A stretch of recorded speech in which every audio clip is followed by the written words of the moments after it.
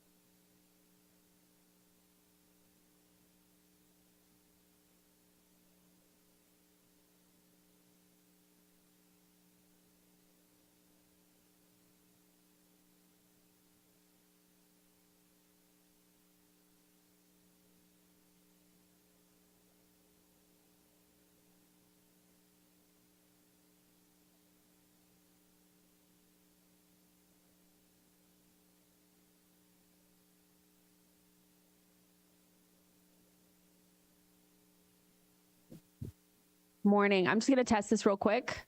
We are going to wait just a couple more minutes for Councilmember Letters and then we'll get going.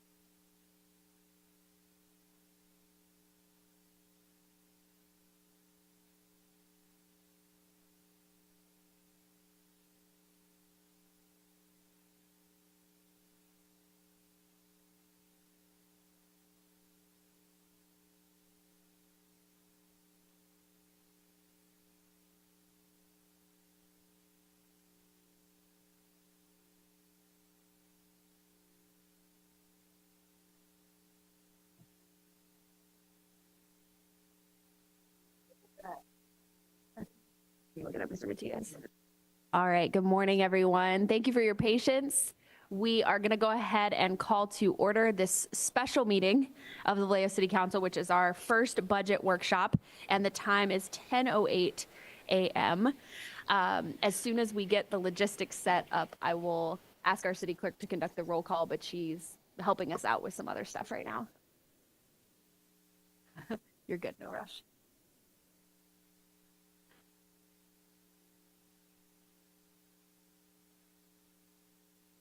I was actually turning on my Echo Dot so I can hear. They go Beautiful. sync to my hearing aid. So, good morning, everyone. Mayor Soares, Present. Vice Mayor Bergenser, Present. Council Members Gordon, Present. Ledeju, Present. Matias. I will note for the record, Council Members Matulik and Palmaris are absent. All right, thank you. That's going to bring us to our Pledge of Allegiance. If everyone would rise and join council for the pledge.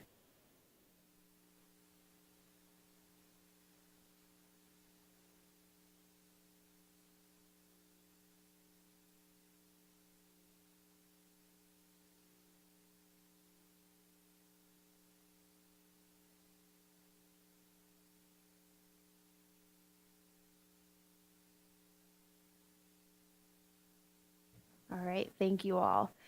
So we have one item on the agenda today, as this is our budget workshop. And that item is to provide City Council with an overview of the fiscal year 2025-26 budget development process, baseline budget, and recommended budgeting practice changes, receive community input, and receive council direction. So the way that we're structuring this today is that we'll, do some introductory remarks from our city manager. We've talked a little bit already in our open meetings about the goal of creating more space for community input in the budget process and also starting the budget process earlier so that we have more opportunities for input and discussion and more transparency. And then once we do that, we'll open it up to council members to kind of set the stage and do a presentation from staff, which will give us a snapshot of where they're at with this first step of the budget process. We'll give some opportunity for our community members in attendance to do some work and discussion. We can always make an adjustment based on how many people are here, what type of discussion we want to have and how we want to structure that. And then we'll do some public comments, report out, and council will give our direction and any questions and any requests for follow-up information. And we'll structure it pretty similarly to how we did the public safety workshop, but the additional piece of this is that we're going to have another workshop already scheduled for April 12th, I believe, whatever the Saturday is, April 12th. So the nice thing about this is we can also, if we have requests for additional information, we can, compile those today and then come back on the 12th, and we'll come back with that additional information and then the additional input from staff on the things that they want to see in the budget process. So again, I just want to thank everyone for being here on this Saturday morning. And Councilmember Matulik has sent comments for me to read as he is out of the country, I believe, and wasn't able to attend, but he prepared some remarks, which I'll share when we get to council comment, and sends his regrets. And I know Councilmember Palmares as well. We'll make sure that their input gets brought in here and they get reports of what was said. So with that, I'll turn it over to our city manager for any opening remarks you have. Yes, thank you. And thanks everybody for coming out this morning. Don't have too much to add to what Mayor Soares already provided in terms of an overview of the purpose today. As was mentioned, our intent is to provide more opportunities for the public to contribute their thoughts to the budget development process, as well as more opportunities and earlier opportunities for the City Council to provide direction to staff on what to incorporate into the proposed budget.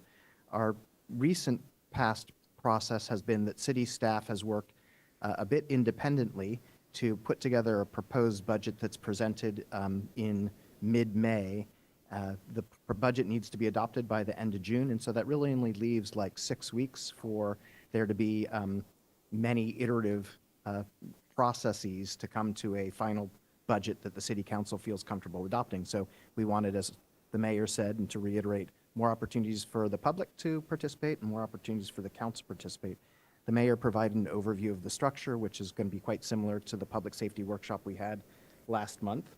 And then the next steps are city staff will take the input that's provided by members of the public and direction provided to the council, formulate an outline of a proposed budget, the concepts behind a proposed budget that will then be presenting at the follow-up workshop on April 12th.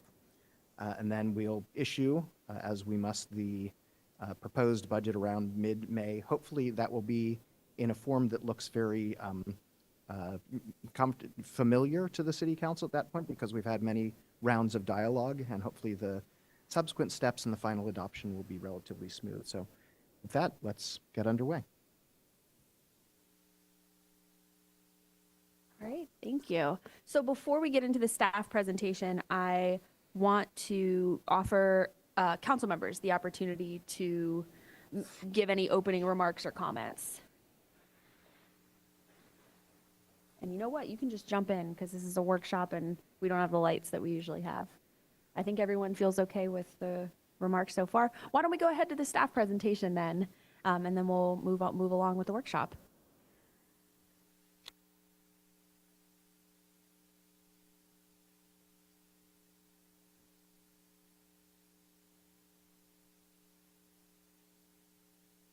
I was just waiting for the PowerPoint. Working through some logistics. Okay. There it is. Well, good morning, Mayor and council members. This is the first time in all my 8.5 years I'm saying good morning to you guys. So it is quite a difference. So today's presentation, we are going to focus only on general fund. And we will go through the steps of the purpose of this meeting, an overview of the budget process, and then how did we develop the 25-26 baseline budget, and what changed from 24-25, and then staff recommendations. And then we also did have a community survey, so we'll be presenting the results of that survey in this presentation. So as City Manager Andrew had already mentioned, next slide, please. This is to provide an overview of the city's budget development process, baseline budget, and then we will be having what public has got to add any inputs that they have, results of the survey, and then finally council direction on what they would like to see and add, delete, or any changes that they would like to see. So I'm on slide 7 now, if anyone's following me with the page.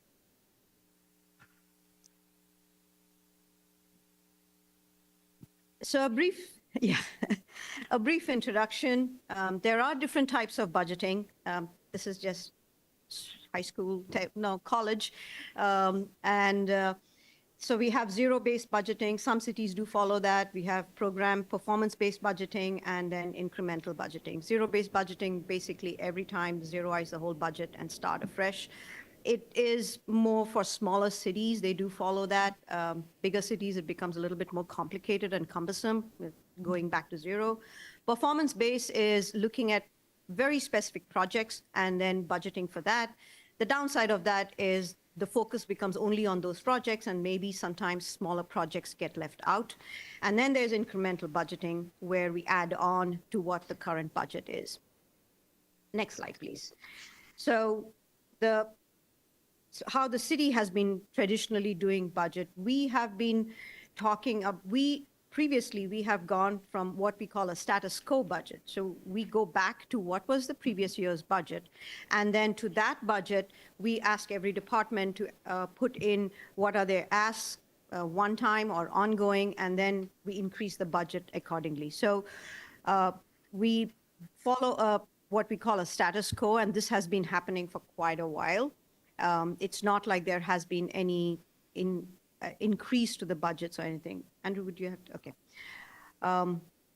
We are making a few changes to this time's budget process, and we will be going through those details.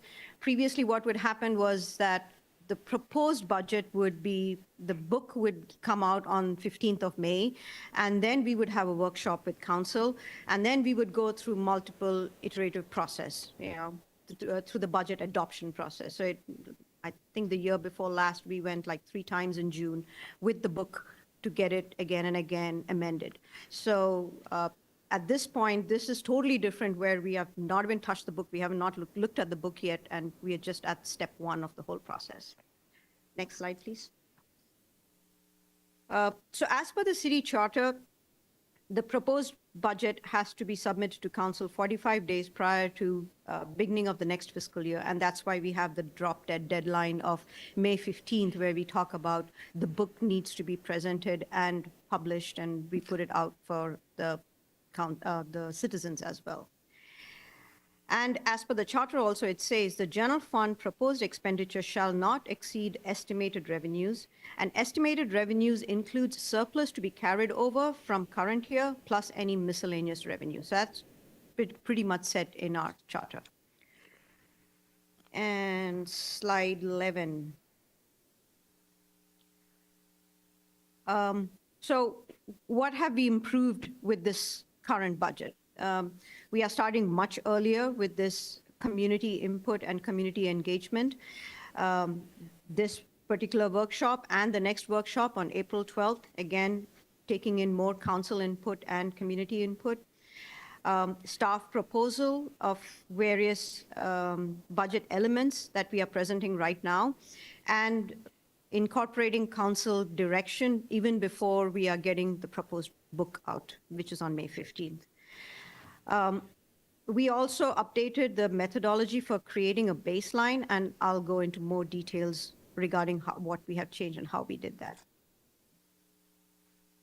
Rick, if I can just add 2 things. So we provided a kind of a high-level overview of different budgeting processes. The process that the city uses and that most cities use is that incremental budgeting, which Reka described, which is essentially you're incrementally changing your existing budget year after year. You're not zeroing everything out and starting from scratch every year. You're not budgeting based on specific outcomes or programs. That would be program or performance-based. What we're doing is incremental, and status quo is a form of incremental. You're taking what exists right now and you're making some tweaks to create next year's budget. Also, on the charter language on the balanced budget, different organizations define a balanced budget in different ways. Our charter says that you can use kind of unassigned fund balance as revenue to count towards a balanced budget. That's not everybody's definition of balanced budget. There are other organizations that say your budget is only balanced if your ongoing revenues equal your ongoing expenditures. So our charter has a slightly more liberal definition, which is kind of within the parameters that the city has been working. Just wanted to point those things out. And we are on slide 13. So the process that for the baseline budget that we keep talking about. The baseline budget, what we did was we started with the budget for 14-15, that's the current fiscal year. We included any ongoing mid-year expenditures that had been approved. We reduced any one-time expenditures that had been approved in 24-25. We added back the 10% cut that was put in 24-25. And this time we included an inflationary factor of 3% for services and supplies. So the development, every organization uses a slightly different process for the development of their baseline. I think the most common practice in what we're using this year is we're using the current year budget. In the past, the cities used the last year's budget. So in this case, it would have been the 23-24. That's not the most current or accurate reflection of what the city is doing. And so this year, we're proposing to use the mid-year amended 24-25 budget as the baseline.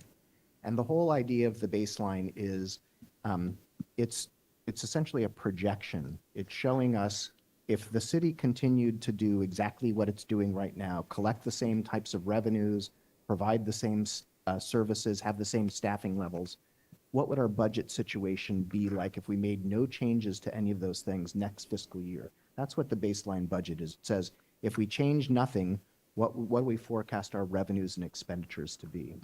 And the aha part of the baseline budget is it tells us whether we're going to have a surplus, whether we're going to be balanced, or whether we're going to have a shortfall if we make no changes to the budget next year. So that's kind of the whole, that's that's why the baseline is the starting point for a whole budget dialogue. It says, hey, status quo, we do nothing, this is what we'd expect. And if it's a surplus, it means there are additional resources that the city council can invest in new things. If it's a shortfall, it means we either need to reduce expenditures or increase revenues. The city council can still fund new things even if we have a shortfall. It just means we need to find some additional extra revenues or make some additional offsetting cuts. So it doesn't, the city council's hands aren't tied. It's a different conversation when we have a baseline budget that's a shortfall. But, you know, there's still work to be done within that envelope. There's still an opportunity for city council to add new things. We just need to find offsetting expenditure reductions. Thank you. And slide 14. So here we are talking about how we arrive at the revenue numbers, which is what helps us with the whole budget process. We get projections from various sources. So things like property tax, sales tax, business license, it's provided by a consultant. They provide us projections. Things like UUT, TOT, cannabis, we look at how we are trending the current year with actuals, and then we average out the previous years. If there are anomalies, if there are one-time, we'd remove those. Like sometimes if it's money collected through an audit, we remove those, and then we make the projections based on that. Program revenues are the permit fees, and that's provided to us by planning and public works. So this is what our revenues look like. Revenues have not increased as exponentially as we had seen in the previous years. Property tax, we get the number from HDL, and it's increasing somewhere around 2% when we compare it to our revised budget. And we have been seeing this trend slow down for the last 2 years. One was, it started off when interest rates went extremely high. We saw it that year, and then we are seeing a slow pickup, but still it's not there yet. Sales tax is the one that has been slowing down, and it's almost flat. That's the projections that we've got. It's more to do with the uncertainty that is there in the economy. I don't think anybody is willing to stick their neck out and say, hey, we know this is going to get better or get worse. So whatever we're getting from HDL is flat. As far as UUT is concerned, we are seeing an increase mainly because of the increase in rates. So that's the projections that we are getting from them. Cannabis, we have kept it flat. Looking at our trend right now, where we had budgeted $2 million and it's trending around that, the actuals. Even last year, that's where we kind of ended. So we have kept it flat. Business license, that is managed by our vendor HDL, and they have given us a slight increase, not a lot, because we did go through the process of a comprehensive review, and they did do, what is it called? Looking for new businesses through various reports that they get from the state. And we went through that process, and now we have ended at this number that we are. Program revenues have been Excuse me. slowing down, Sorry. and, Real quick, who did you say that was through? sorry, The business license, who's that through again? HDL. HDL. They're a private firm that does tax auditing and projections for the city. And they are kind of the gold standard up and down California. They've got, like, in any city you touch, they are there. Yeah.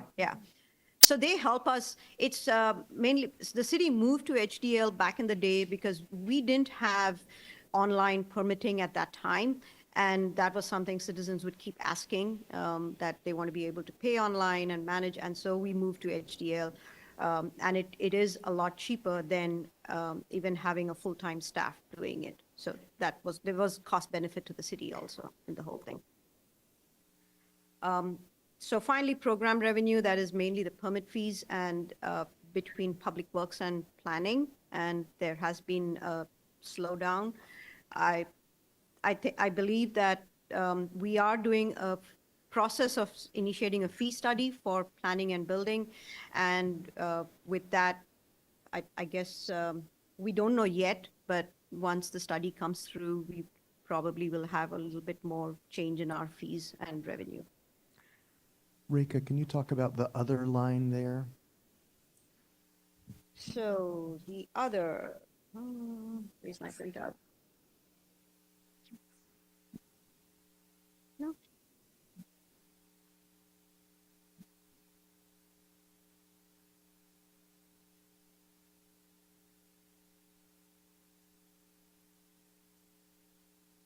So what has been rolled into other, and good question, Andrew, I thought I'll talk about it and then I forgot, since it is 19 million. There's a lot that we roll into there, and we've rolled it all together because they are like 1 million here, 1 million here, and yeah, so we rolled it all together. And what it has is the real property excise tax, which we collect every time there is a new construction. Property transfer tax, which has been coming down over the years. Previously, in 21-22, we had collected about 3.7 million in property transfer tax. Now we are getting a projection of about 1.8. It can swing anyway if, we don't know who's going to buy, who's going to sell, and it depends on that. But we have been seeing it coming down. There is TOT rolled in there. TOT did during, and I have graphs that I will come back to that. Pandemic did hit our transient occupancy tax, and they are still trying to come back to pre-pandemic levels, which has not yet reached over there. Then we've got the franchise tax, and this is mainly from Comcast and Six Flags. Six Flags comes under franchise? No, we've got it separate. Then we have various rentals, that is from city property. Not a lot. We collect about 1.2 million as far as other. Then we have the investment income. We have been seeing a rise in our investment income last year and this year, so we did increase that. As far as the general fund is concerned, we are budgeting about $1 million in general fund investment income. And we have split it, so 1 million is just over here, and then the other 1 million or 900,000 is under Measure P, which is also general fund, but it's earning for that. And then we have water rights, Discovery Kingdom. Discovery Kingdom, we used to get sizable amount, and again, pandemic shut down completely. We had no income coming in. And then when they reopened, we never came back to those levels that it used to be. Right now, we are projecting about 1.2 million. Looking at the actuals, last year we got about 900,000. So they pay us only once a year. So it's only around June we will come to know what their actuals are. So I'll jump in. This slide, I think, explains, half, maybe not quantitatively, but the reason that we have about an $8 million shortfall in the baseline budget is that our revenues are coming in lower than expected. You can see on the slide some of the trends. The property tax, is essentially flat.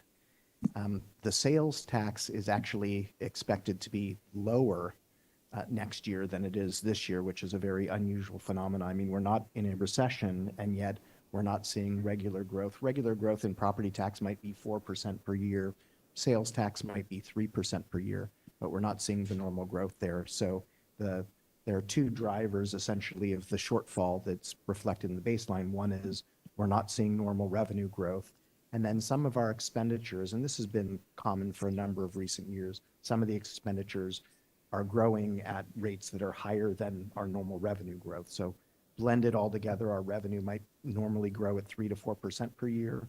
Some of our expenditure types, insurance, health premiums, some of our salaries, our pension costs are growing at higher than 3 or 4%. So we would expect that we'll have a small baseline shortfall year over year, but the one that we have this year, I think, is about twice the magnitude that we would otherwise expect. So $8 million, which is a substantial shortfall to cover, not insurmountable, but one that's going to require a lot of work to figure out. You mind if I jump in with a question? I'm going to kind of call an audible, and maybe we can ask some questions as we go since there's so much information. The sales tax piece seems alarming to me, given that we've been having inflation. And I'm assuming the decrease, we're not even trying to account for that, right? So we're not even keeping up with inflation. Yeah. We're decreasing, and then our costs are going to go up with inflation, and we're not going to have our revenue, because you would expect the sales tax revenue to kind of go up commensurate with costs going up. So is that a trend we've been seeing over the past few years, kind of building towards now? So this is part of what's been causing the structural deficit to come up, is that our costs have been escalating with inflation, but our sales tax has not been. Okay. So actually, slide 17, I can jump there, where we are showing the trend for sales tax. And you see over there that, it's almost a flat line. And back in the day, again, I'll go to pre-pandemic days, our sales tax used to increase like 6%. And then came pandemic, which nobody knew what was happening. After the pandemic, there was this sudden influx of money from the federal government, and the unemployment money that came in. So we saw a spike, but that was just a one-time spike. And then now we are seeing it almost flatten out. And some of the big sectors for Vallejo is like cars, automobiles, and the restaurant sectors. So if whatever is being spent over there starts coming down, then we start seeing that flatten out. And that's what they've been seeing countrywide, not only here. Thank you. That was going to be my next question. I appreciate it. And if you were to have a CPI, if we were to put a CPI trend line, It would go higher than. This would look even more alarming. Okay. And then if I go back to slide 16, Reka, if I could Yes. just jump in there. One change we made, though, to the baseline budget, our methodology this year is, in the past, when we created the baseline, we didn't include any inflationary cost growth on services and supplies, which is essentially setting us up for a shortfall, right? I mean, there's no reason to expect that our contractors, the durable goods we buy, are not going to cost more next year. So it's a small factor in the baseline shortfall, but a good practice is, so one thing we've done this year is we've included a 3% cost escalation in our services and supplies, just because we think that's realistic. Yeah, I appreciate that. And I didn't mean to devolve us into a conversation about inflation, but I think it is important, because, especially because it's going to be so unpredictable over the next few years. I mean, we have just no idea what's going to happen, I think. So we've got to make sure that we're prepared. So I appreciate adding that. I think that this is a good time to go ahead and add that in.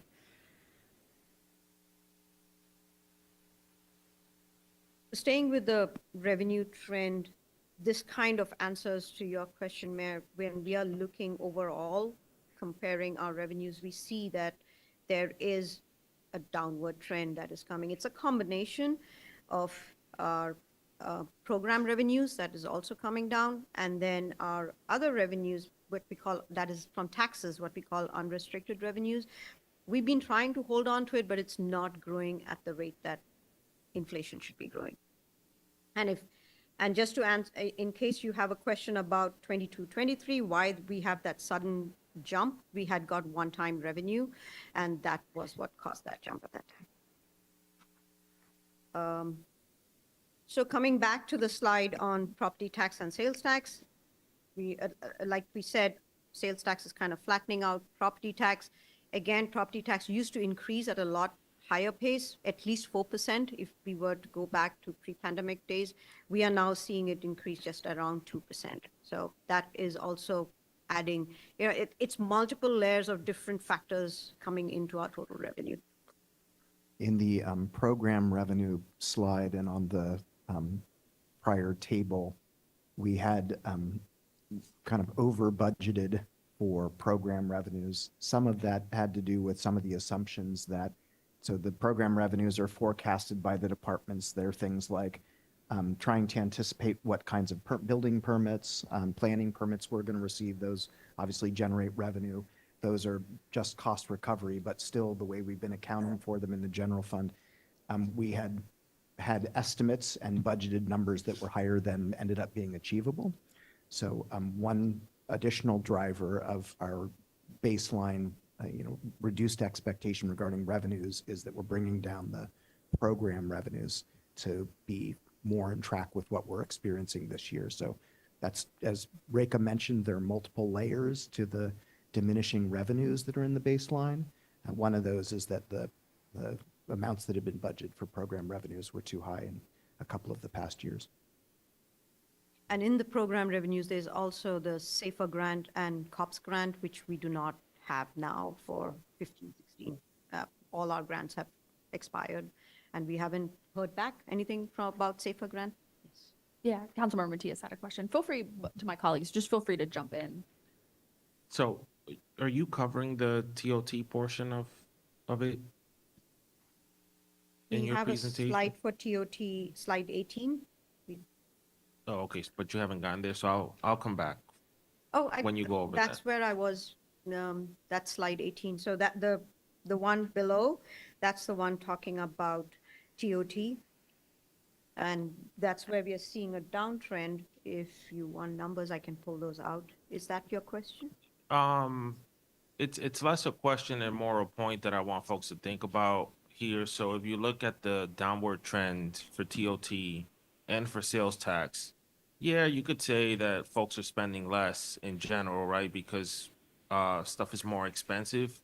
But one of the main issues for us is the safety element, right? So if folks don't feel safe spending time at a hotel here, they're gonna go to a hotel someplace else.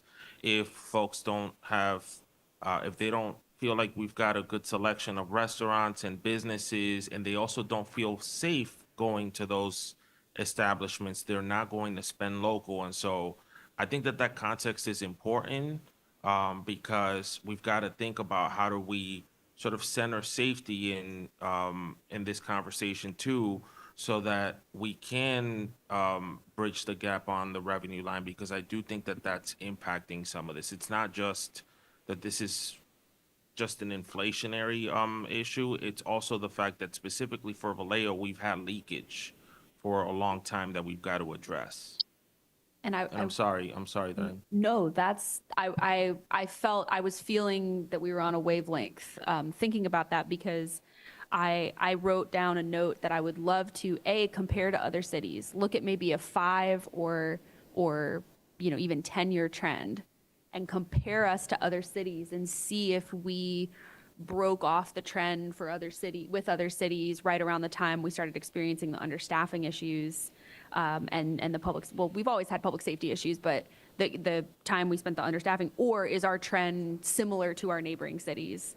Because I do think there's a possibility that we could be losing some revenue with our residents shopping out of Vallejo. I don't think, Go ahead. so we could do that study, but I think we all know that safety is an issue. And if we look at the survey that the city manager's office put out, 169 individuals said public safety is important. So again, back to the point that all my colleagues are making, it is that piece of how do we reconcile safety with TOT and so forth and on, right?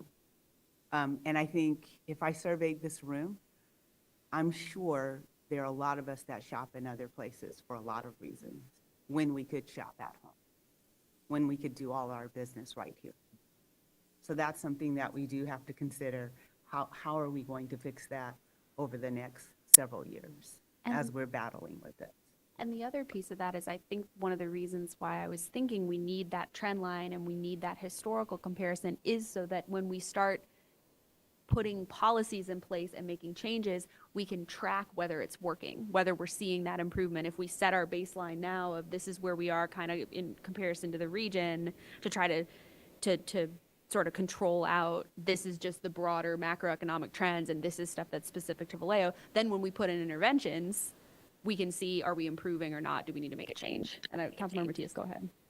the last point I want to make is around the property tax. So I think you guys all see it in the news, but it's important to also sort of contextualize it around this conversation. And different cities are dealing with it in different ways. But you guys all remember during the pandemic, the rates were like really low. So a lot of folks refinanced and said, you know what, instead of me going for that more expensive home, I'm going to stay put because this payment looks pretty good compared to what I would be paying someplace else. So there's not as much inventory. And so because you're not seeing a lot of real estate transactions because folks are not selling their homes, they're staying put, then that is also contributing to the lower property line tax. So I think I'm sharing that because as you see more like home development, you've got the Costco one. There's also conversation about around the Blue Rock Spring ones. Like you're seeing a lot of cities lean more into like how can we develop and perhaps get more revenue from that side of the house as opposed to doing something that Benicia tried to do recently, which I think was not successful in the ballot box. They actually tried to increase the real estate transfer tax. And Vallejoans, you guys know how you feel about tax increases. So we don't want to go there. And I think we've got to figure out from an economic development standpoint, like what levers are we pulling to bring that revenue up without having to like tax more? I'll just mention, yeah, thank you for sharing that sentiment. I don't think we meant to suggest in saying that the revenues are impacted by some trends that are larger than ours, that the city doesn't have any opportunity. That's really the purpose of, well, planning and development services, but also the economic development team. I mean, one of the primary purposes in addition to creating better quality of life through helping develop better jobs is bringing in businesses that can help grow the city's revenue base. So yeah, there are lots of opportunities that cities can pursue to develop those revenue sources. Thank you all. So I'm going to be moving on to expenditure now from revenue, unless anybody has any more revenue-related questions. Okay. So now when we come to expenditure, it's about how we arrived at this baseline and what all do we consider. We can, finance task is mainly calculation of salaries, and that's what we call labor projection. In our labor projection, we consider all the MOUs, and this is probably the first year we have 4 MOUs in place. And so there is nothing as anticipated increase. It's what the MOU says. We've also put in our pension and unfunded that we get numbers we get from CalPERS. Workers' comp, we get our 5-year claim history based on which we calculate the workers' comp. And health benefits is, of course, what we get from CalPERS.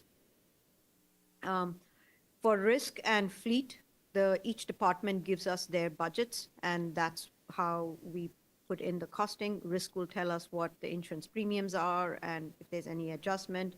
Fleet tells us what they need for allocation, for maintenance, and for replacement. They do a 5-year projection for replacement, and we kind of average it out so that we smooth it out and not have jumps.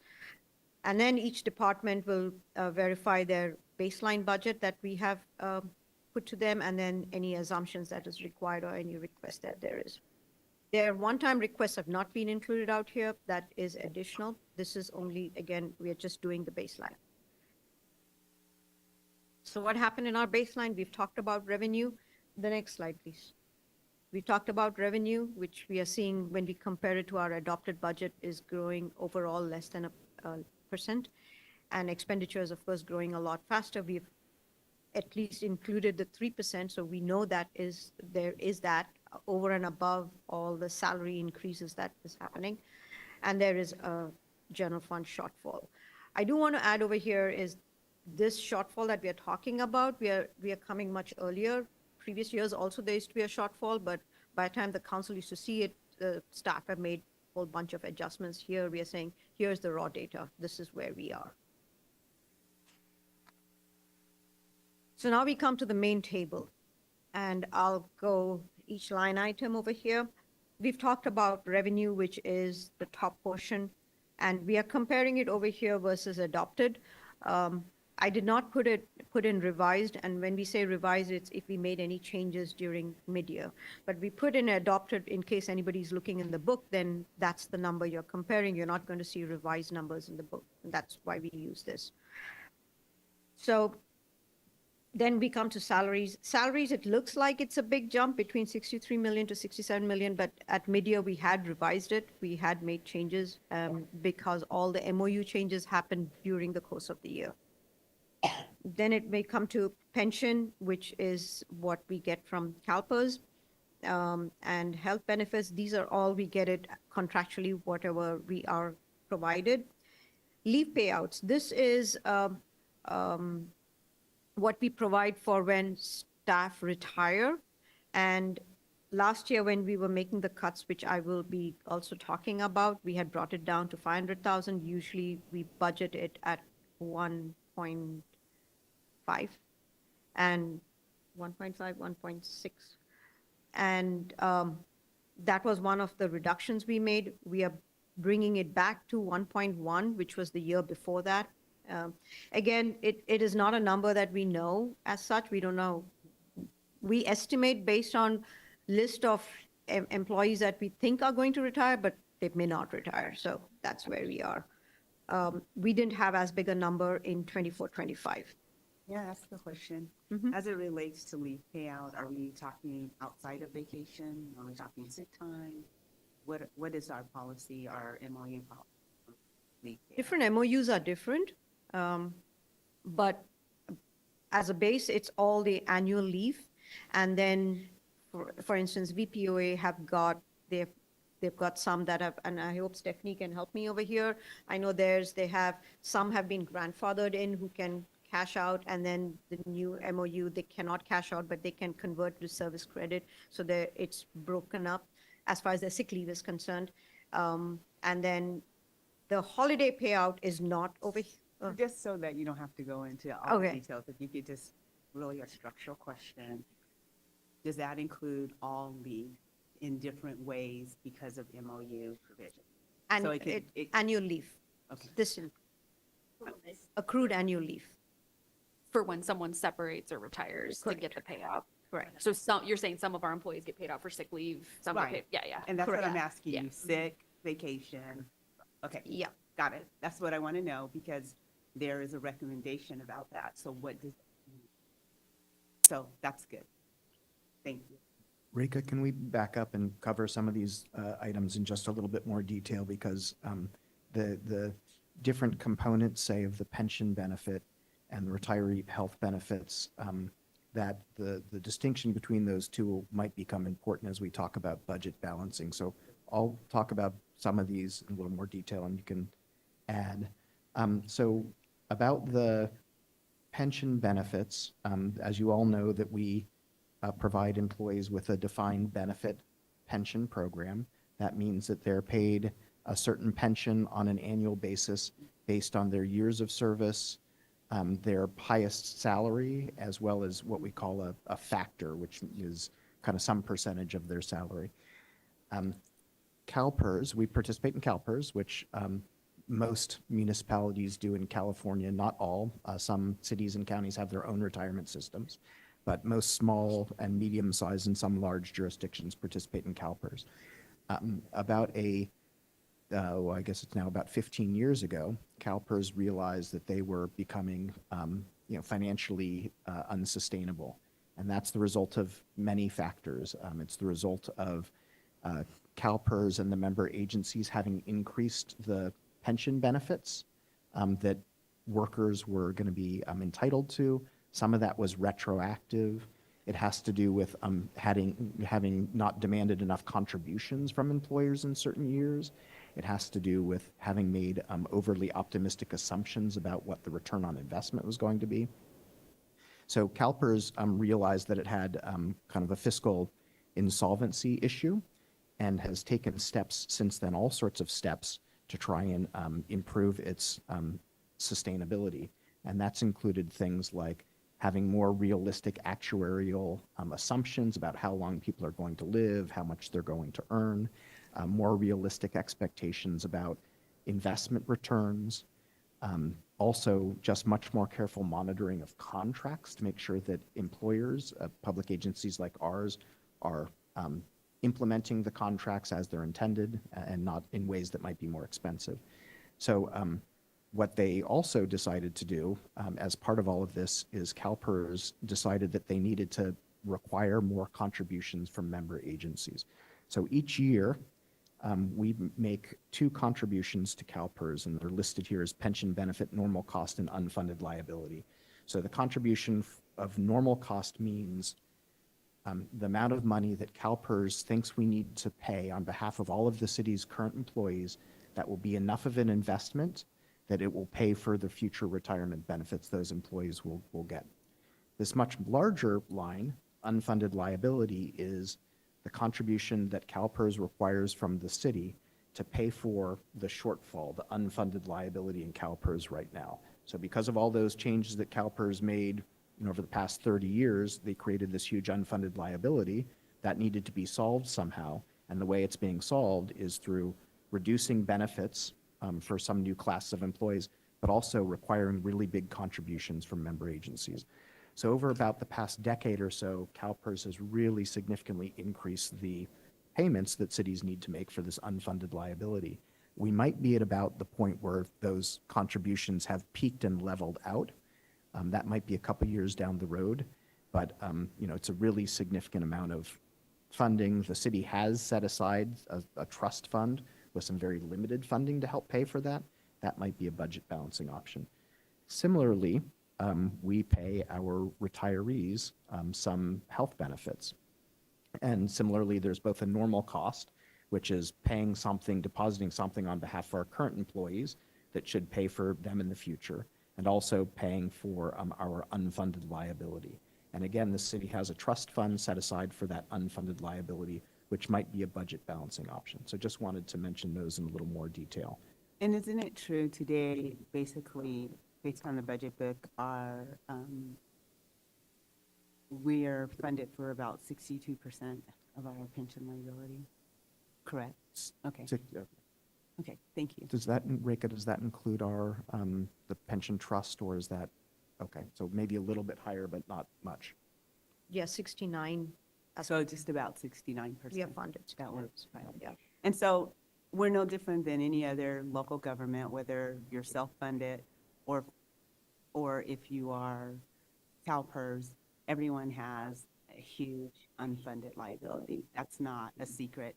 And so I wasn't trying to drive that point home. I was just trying to drive a point home that there is a consideration for the council to consider how we're going to potentially deal with payout. And so when we're talking about someone's benefits, there are a lot of pieces to that because of MOU contracts, bargaining unit contracts, and it's always important to say, what is that including when we're asking for someone to consider someone's payout? One thing that does distinguish Vallejo and might not be well known is that whereas many other cities do not have any savings for their employee or retiree health care, the city does have a really significant trust fund with substantial assets that are funded at about, I think, 80% of our liability, which whereas most other cities have almost nothing set aside for their. So that's a really significant pool of assets that benefits the city and really is quite different from most other cities. And just as some history, back in a number of years ago, we were audited by the state. And at that time, one of the things that came up was that what is the city doing to reduce its unfunded liability? And at that time, council took the direction to open the trust account and start putting money into it. And in the slides coming, I'll talk about how the city has been putting a few drops every year into that trust fund. It's not a lot, but we are always asked, what is the city doing to reduce its unfunded liability? And that is also a question we were asked when we were contacted by SMP for our rating.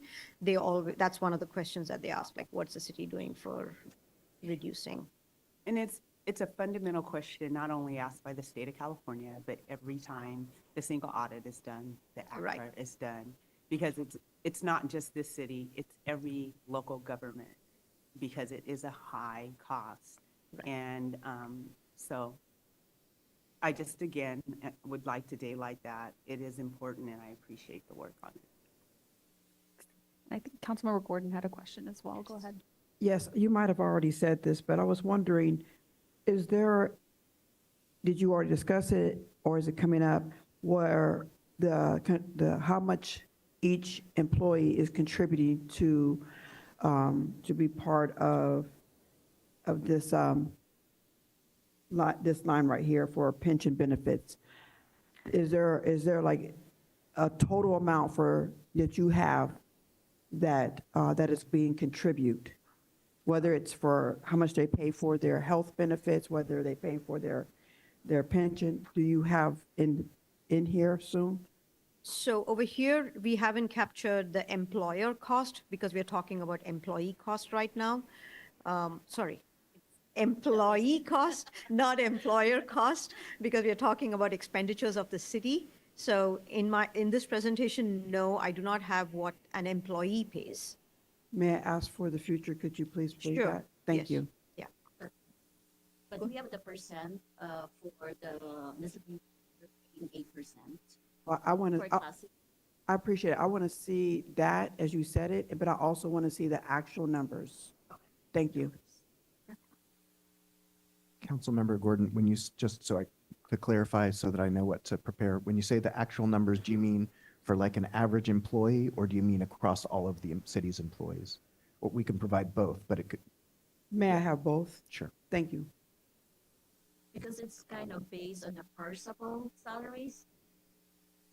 Personal salary. So when we say personable salary, we mean, again, like Andrew mentioned, we have classic and PEPRA, and the calculation rates are different for each one of the bargaining, for each one of those groups.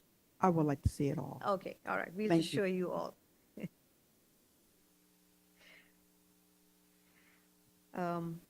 So the next slide, please. And the next slide, actually, we have touched most of it just to put numbers, to put it in perspective. Sorry, Rika, we didn't, I kind of jumped us, I disrailed us a little bit on that prior slide. We had only gotten through the benefits and Oh, leave okay. payouts. So let's hit the rest of those. Okay. So services and supplies, what did we do for services and supplies? We used 24-25 adopted budget numbers, added back the 10% that was cut in 24-25, added a 3% COLA, and that's the number that we are now recommending as the baseline. Other than, for all the groups, we have put that as the baseline. The only one that are based on actuals is any bond payments, that because we know what our breakdown is. Everything else is based on 24-25 plus 10 plus 3, and that's how we've come to this baseline for now. Yep. Vacancy and, Yes. So, and I do have a slide which puts in, so the vacancy this time, we did do it by department. We looked at all the vacancies across the city for general fund and sat with HR to try to figure out what is not in the pipeline. And that's how we arrived at that 6 million. And slides down, we have it where we break it down by every department. And that's what we will be doing in this coming budget. and if I may add there, the city has been using vacancy savings in two different ways. There's a very standard budgeting practice across cities where if we anticipate that a certain number of our positions are going to be vacant due, for instance, to normal turnover, like an organization never has, even if it's really expeditious in filling vacancies, it never has, if it's an organization of any size, never has all of its positions vacant. Somebody has left for a new job, it takes some time to fill that. So almost every city that I'm aware of includes a savings just in recognition of that fact. And I think an analogy on the services and supplies side would be if the city knew that it needed to buy, services from a vendor, like used oil collection at the corporation yard, but it knew that we weren't going to be able to get that contract in place until halfway through the fiscal year, we wouldn't budget a full fiscal year's amount for that contract. We'd budget just half of the fiscal year's amount. If we budgeted the full fiscal year's amount, we'd be marooning some resources there that we know we're not going to use that could be invested in something else. So we're taking a similar approach to vacancies. If we knew just based on our normal turnover and the rate at which we can fill positions, we know that some are going to be vacant, we're not budgeting that money. That's one way that the city has used vacancy savings and that most other cities do. The city has also used a different mechanism for vacancy savings. That is that it's pooled some of those savings into a citywide fund and used that money to offset expenditures in various departments without there being a relationship between the department in which the vacancy savings occurred and what other expenses are being backfilled by that, which is an unusual budgeting practice and one that we're going to recommend and seek council's direction, hopefully approval to stop using in this upcoming budget. You know, there are a lot of challenges it creates. One of the challenges, I think one of the most important challenges is lack of transparency about different department budgets. Take the police department, for instance. If the police department is going to have $7 million in vacancy savings, and then some of that vacancy savings is moving over to backfill expenses in other departments, it's hard to tell how much money is really being invested or budgeted for the police department. So I think that's, yeah, we'll be requesting that that be changed going forward. Just a closing question on this slide. On vehicle maintenance, you've got close to 3 million, 2.6 million in 24, to almost 3 million in 25. And then you've got the amounts you've got on the replacement side of the house. I've seen some cities transition to using electric vehicles. I've not seen that happen here. Have you guys just made the decision that there's no marginal sort of savings that would come from adopting, you know, that practice that other cities are adopting? Just curious. I think Public Works is, Melissa Tigbow is going to come down and answer that question.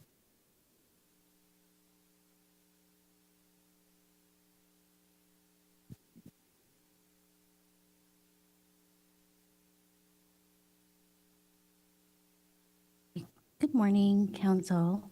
Melissa Tigbow, Public Works Director. So all cities are required to start electrification because we're following what the state of California is going to do. Legislatively, though, a lot of the public works departments throughout the state are trying to lobby for extending maybe heavy vehicles because we look at public works as first to respond. We're also first responders as well. So, you know, wouldn't be, and we're also having difficulty finding electric vehicles that are, you know, the heavy vehicles like front loaders or any grading equipment. So we are moving towards that direction. And as we're purchasing vehicles, we're looking at more hybrid, and we've already started improving the city facilities to have electric vehicle chargers at the courtyard and at Fleming Hill. So we're working with grants to get all of the additional infrastructure that we need to be able to charge vehicles, but preferably we're trying to make that for regular passenger vehicles, inspection vehicles, and not heavy vehicles that we need to use to respond. Does that answer your question? Great. Mm-hmm.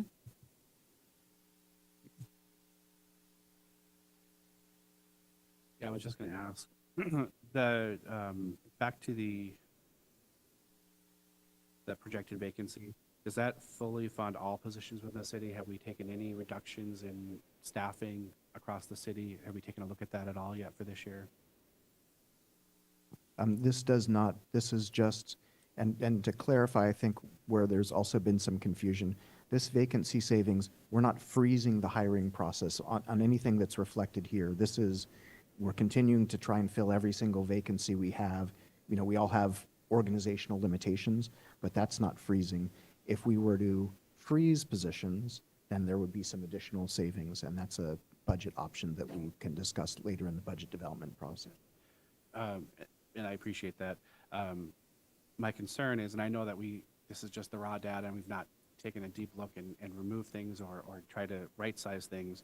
But having an $8 million deficit when we've already accounted for the $6 million in vacancy savings is pretty alarming at this point, so, thanks. Thank you. And Reka and Andrew both, I really appreciate the willingness to take questions as we go. I'm actually feeling like this is very productive. So I appreciate you allowing us to pause and discuss.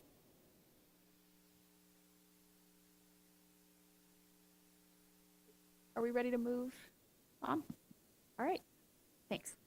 Okay, so I covered the expenditure portion, and I can move on to the next. Yeah, I have a go ahead. question on that slide because I'm really, I'm looking at, or no, the next slide. Yep. We can go through this and then I'll have a question about this. Okay. Sorry, I got confused about which slide we were on. So in this slide, it's going into more details, something that we just talked about, how we arrived at the assumptions for labor projection, MOUs, that the current, the fiscal year 25-26 contract is what we have considered. And then we talked about pension, the normal cost, and the unfunded. Currently, our liabilities, about general fund liabilities, 297 million. Health benefits, based on the actuarial study, we have got that they're going to increase by 7.9%, and that's what we put in the labor. And then any vacant positions in the labor costing, we cost them at step 3, just for our assumptions. And then workers' comp is based on the budget that is provided by the risk team. Questions? Yeah, my question is, it's more of a policy question, I guess. Looking at the salary increases for employees, the unrepresented staff are getting 5%, the 5% that IBEW and camp is getting. And I remember when that was first discussed, is that something that has already been committed to for this fiscal year? Because I'm just going to say I'm a member of a public sector union. I'm represented. I pay union dues. And if my management got the same raise as me without having to pay the union dues, without any performance management or anything, keeping in mind that they're also, as years pass, moving up on the step and grade scale of the organization, it feels like that needs further examination. Not to say that people don't deserve, I'm all about automatic COLAs and things like that, but I'd love to know why the unrepresented staff are getting the same increase as IBEW and camp.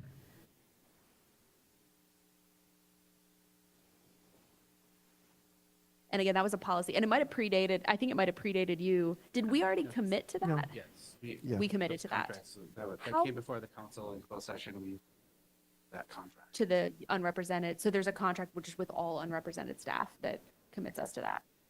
Okay. I guess, I mean, the employees who are represented don't have to be represented, right? So, or the unrepresented employees could choose to be represented. So I guess I don't know that has been a nexus in my mind.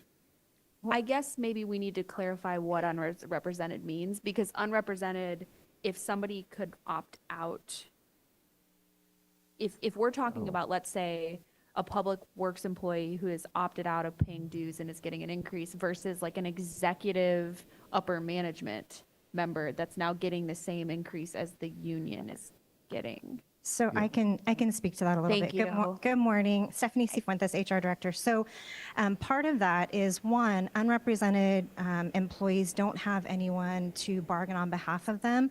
So typically they are tied to whatever the next one below them, whatever the bargaining unit is that's below them, like usually the confidential group that's below them.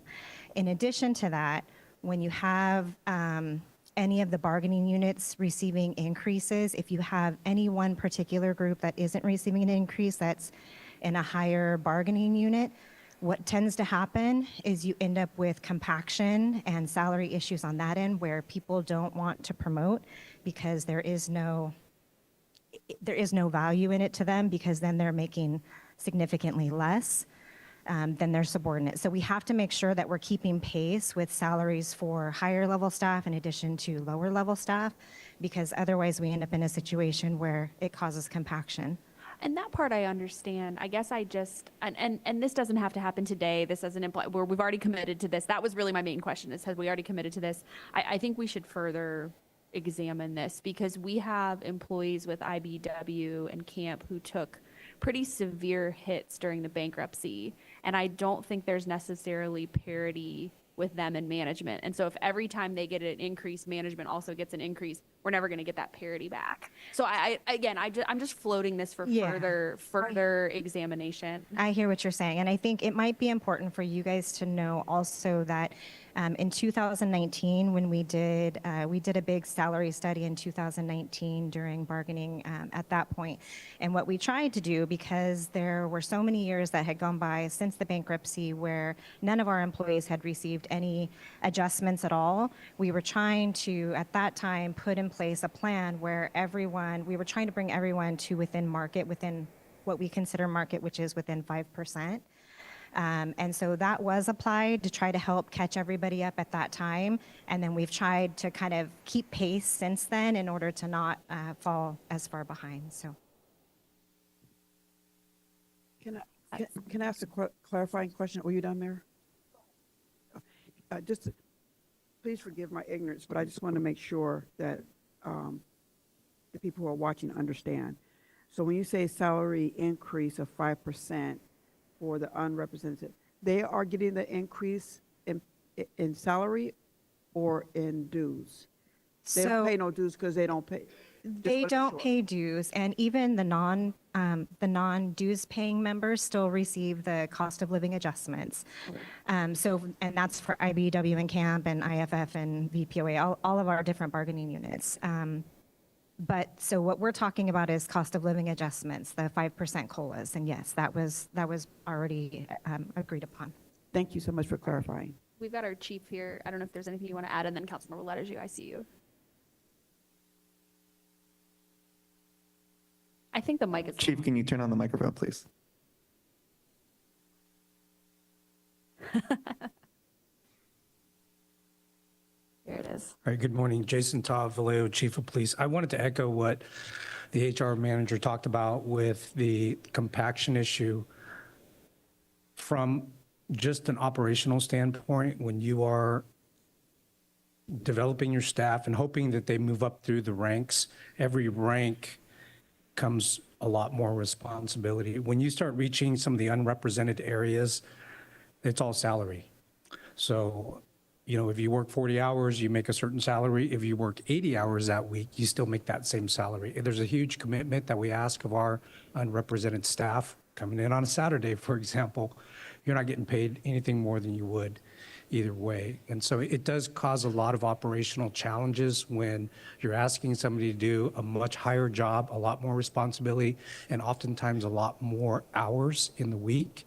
And if they are going to literally make more working at a lower position, they will not promote. And so sometimes that's good if you're looking outside, but then sometimes you have some bad outcomes too, because you bring somebody in from the outside. You're not sure how they're going to perform, at least when you have an employee that has been here for 5, 10, 15, 20 years, you have a good idea if they're going to be successful or not. And so that gives, I think, the leadership at least an option to either look in or look outward. I will say from the public safety standpoint, it's not 5%, it is 15. So every rank that you look at, whether it's a sergeant, a lieutenant, a captain, and so on, there is a compaction or a separation of about 15%. When you're going down to 5%, the margin is very, very slim and the ask is very large. So hopefully that adds a little bit more context. Thank you.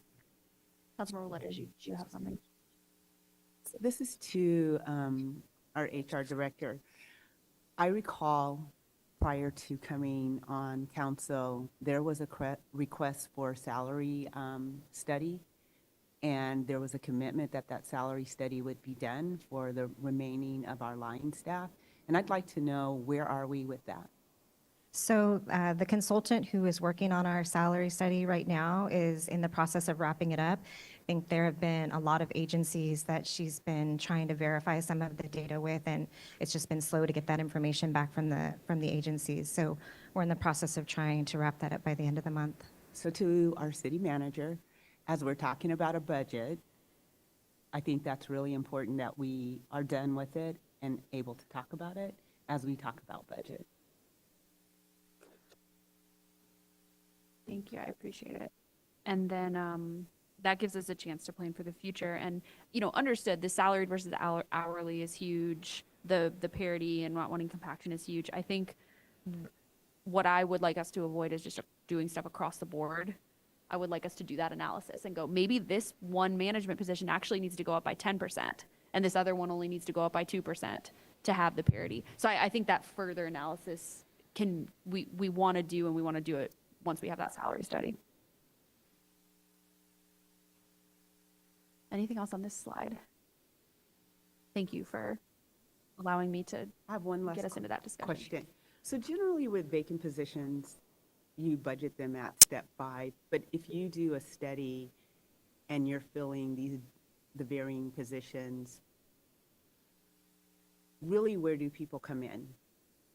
Is it really at an average at step 3 that you're budgeting for, or is it lower? Do you have any idea? Or have you never, or is there no study to really show us that? And it's just a straight projection that we're making. How are we coming up with that projection at step 3? So the reason we did step 3 is the departments are allowed to offer up till step 3, and after step 3, it goes to the city manager. And those are very few that go. Usually departments don't take it up till there. And so that's why we did at step 3. Because since that is the freedom for the department head to go up to, that's the maximum they would go up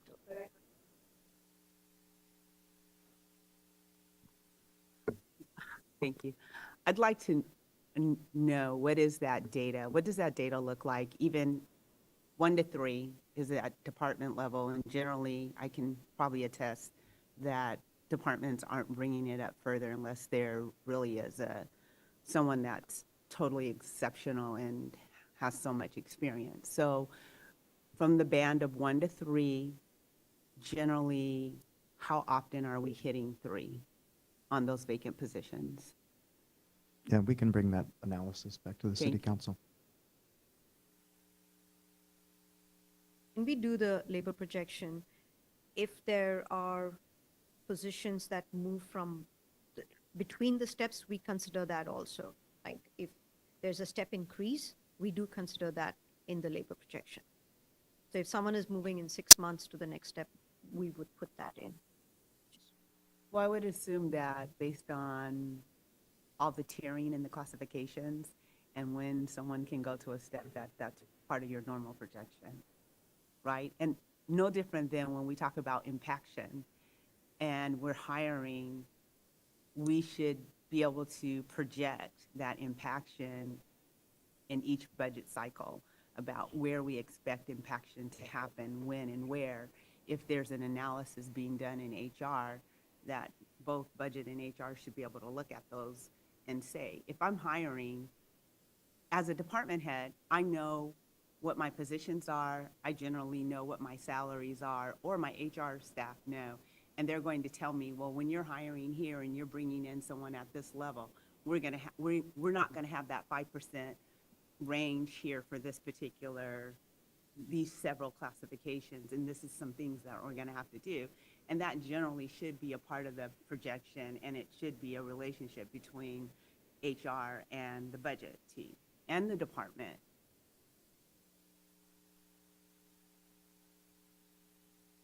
Go ahead, Councilmember Matias. No, we're trying to move things along here. So I just want to follow up on a point that the vice mayor made, which was something I was sort of alluding to at the last council meeting that we had. So I'm going to cite the same example, but I'm just trying to make another point. And I would love your perspective, either the city manager or the finance director. So Public Works is making a request for next year for an engineering manager position. They said that that's going to help them move projects forward. much faster, and that there's a high vacancy rate. And so specifically, my question to either of you here is like, when you come back on the 12th, are we gonna have a more realistic sense of like, what are the needs by each of the departments looking ahead to the next year? Meaning, if they are asking for an engineering manager position, then they probably don't need the 3 or 4 or 5 positions in their department. They may need 4 instead. I feel like there's some level of analysis that perhaps is happening or should be happening to get a realistic sense of what is needed in each of the departments, and I'm wondering if that's part of what's coming back to us in a few weeks. Does that make sense? Yeah, absolutely. So yeah, so the departments come to, as part of the budget development process, departments come to finance with requests for changes, budget expansions. We also work with them to identify areas where it can be reduced. A reclassification of a position might not make it to that level, but certainly a request for a net new position would. So, I mean, reclassification that might cost $30,000 might not get vetted through the budget development process because on its own, it's not that large a figure, but certainly new positions would. To add, whenever there are any HR-related position requests, it does first go to HR before it comes to finance, and they do, Stephanie? They do ensure that or they do the study to make sure that that's what the department needs, and then it comes to us for costing. Want to add anything? Yes, so that is the process. So typically, before each budget cycle for either fiscal year or mid-year, departments submit their requests to HR for any position changes, whether it's, doing an add delete, converting a position, or if they feel like they need to create a new classification for something. Those requests come through HR for us to be able to do an assessment to determine if it's something that we already have, is there something else that we can utilize? Is it a good structure? Like all of those things, and then we put it forth to finance and the city manager's office to see if it's something that's doable.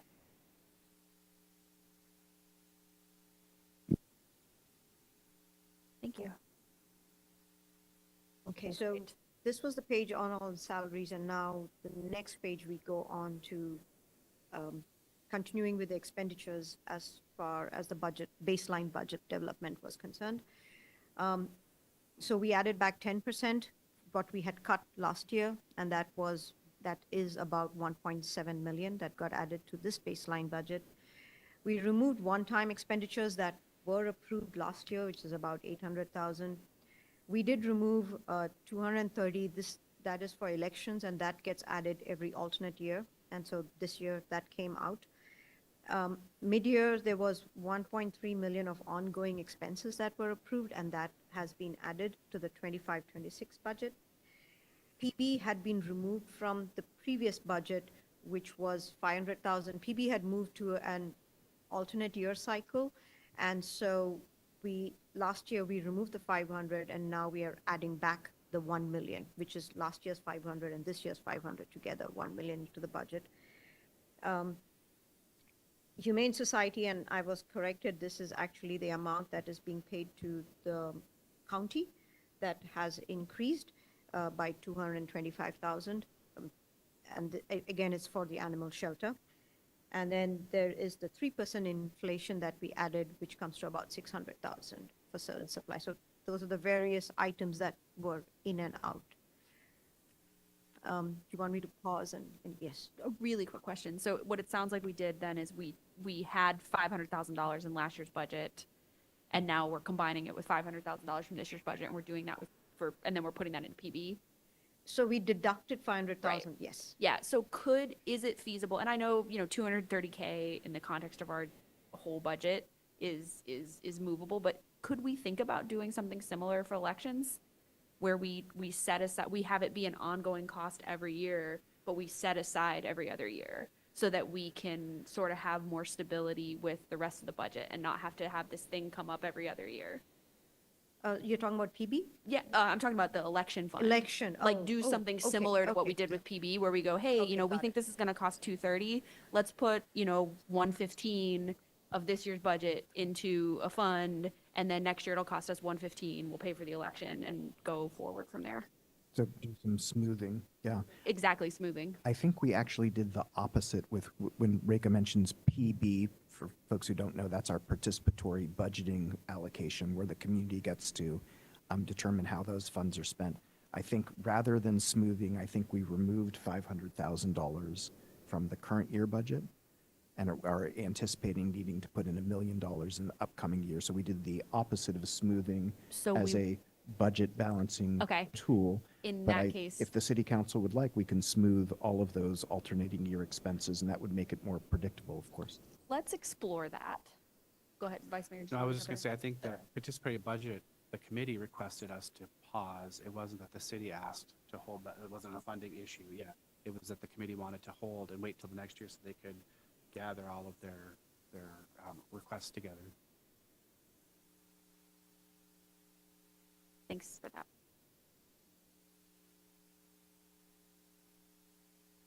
Okay, I'm moving on to slide 24. And so earlier I had mentioned that in 24-25, that is the current year, when we were putting the budget together, we did have a shortfall. And that's why at that time, we had made a 10% cut, which is about 1.7 million. We had deferred the PB, which was 500,000, and we had reduced leave payout by 600. So those were the balancing strategies that we used for 24-25. And now we come to some of the recommendations that start. Do you want me to pause? No, I was just chuckling that the deferred 500K participatory budget allocation was on the next slide. So now we're coming to a few options that we could use to reduce the deficit. When we started the presentation, we talked about the pension. And so what city has been historically doing is that when CalPERS asks us to pay the unfunded liability, they send us a bill and they give us two options. Either you pay a lump sum or you pay a monthly amount.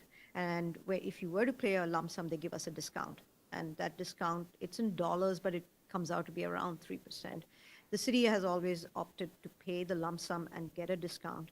And that discount is what we use as moving to the trust fund to fund something over there, which is about 800,000. For 24-25, we have not moved that yet. It's still sitting in our general fund. And so for 25-26 also, that will be available if council decides not to transfer it to the trust fund.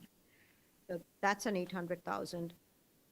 And we mentioned about our retiree trust fund that we have about 20 million. And so we could make the unfunded contribution from that trust fund because that is specifically meant for retiree health. It would be a one-time, it's not an ongoing thing, but that would be a one-time expense that we could reduce by paying from there. And then if there is this decision to put another 10% cut again this year, that would amount to about 1.2 million. Leave payout, we have in the budget, we brought it back to 1.1 million. We could again reduce the 600 like we reduced it this year. Currently for this year, we are trending within that amount, that reduced amount. So, but we don't know what it will be next year, but we could reduce that 600 and look at it later, how many retirees are coming up.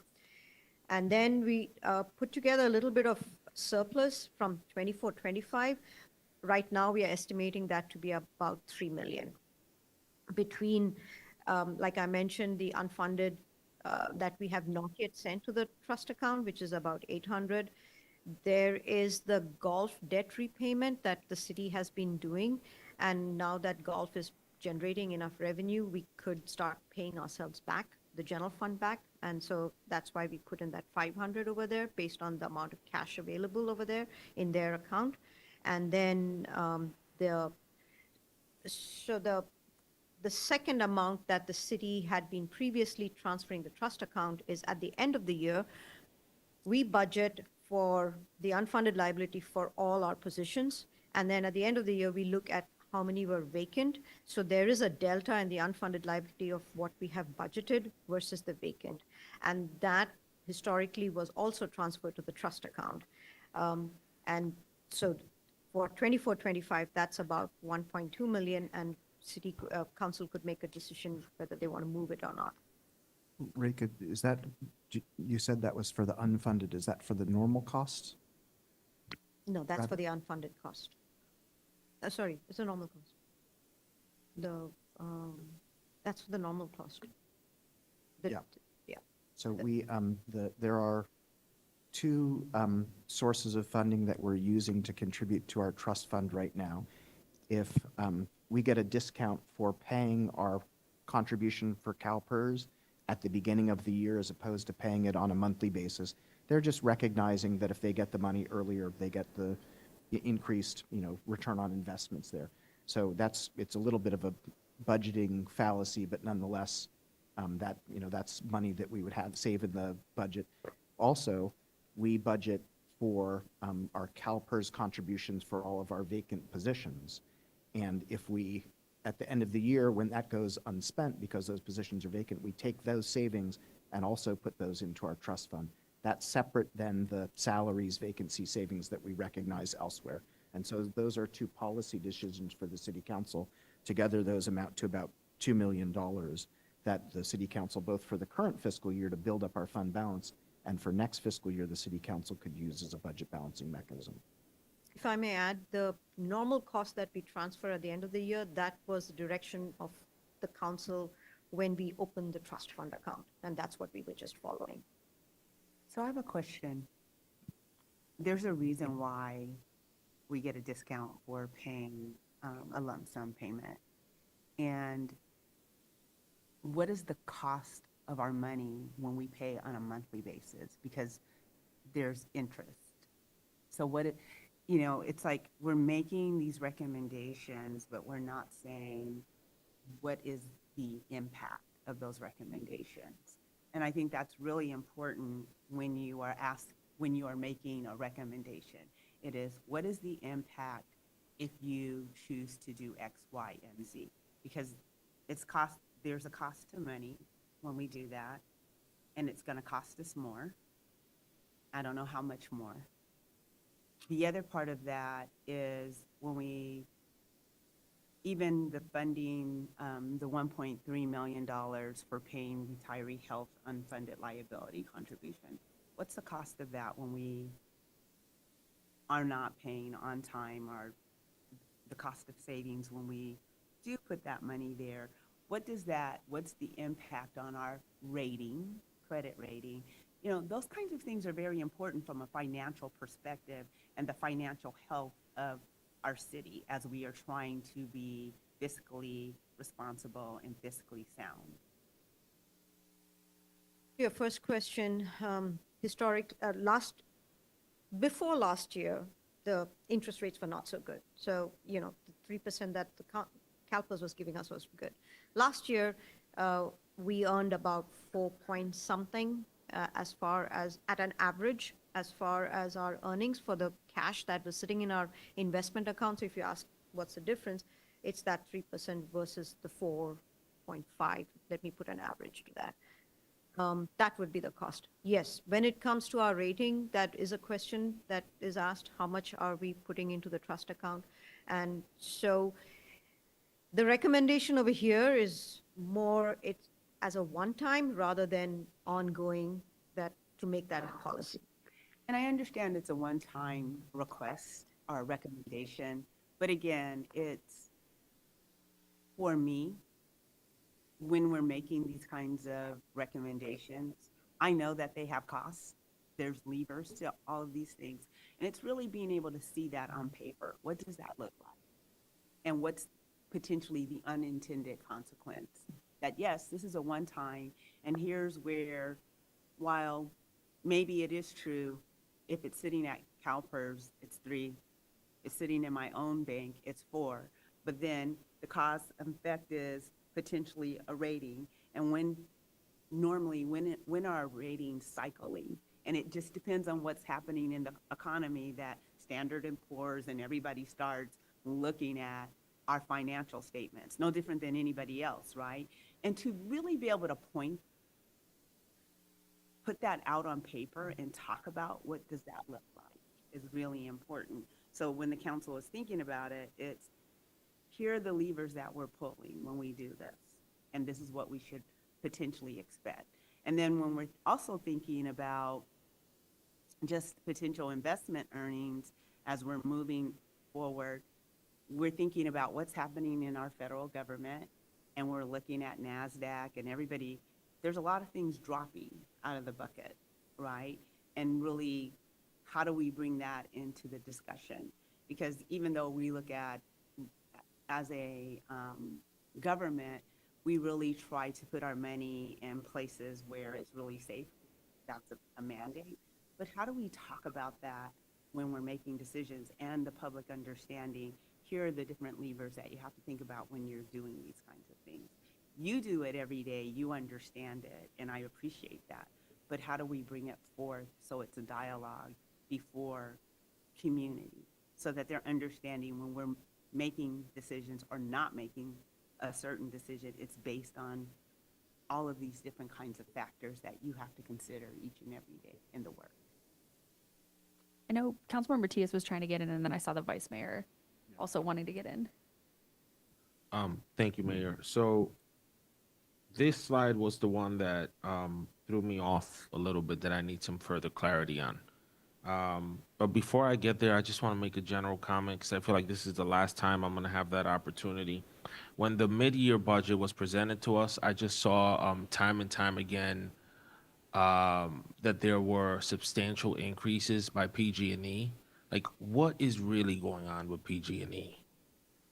Not just for the city, but also for all of the residents. Like, I feel like we've got to do something as a city. I don't know what that looks like or what it is, but I just genuinely feel like we're all paying for mistakes that entity made years ago, and we've got to do something as a body to at least protest it because it's outrageous. And it's not just as a city agency, but I think every single resident is feeling the pain. So I just got to put that out there because I just find what is going on with them unbelievable. Separately and aside from that, going to this slide. So here's what I need clarity on.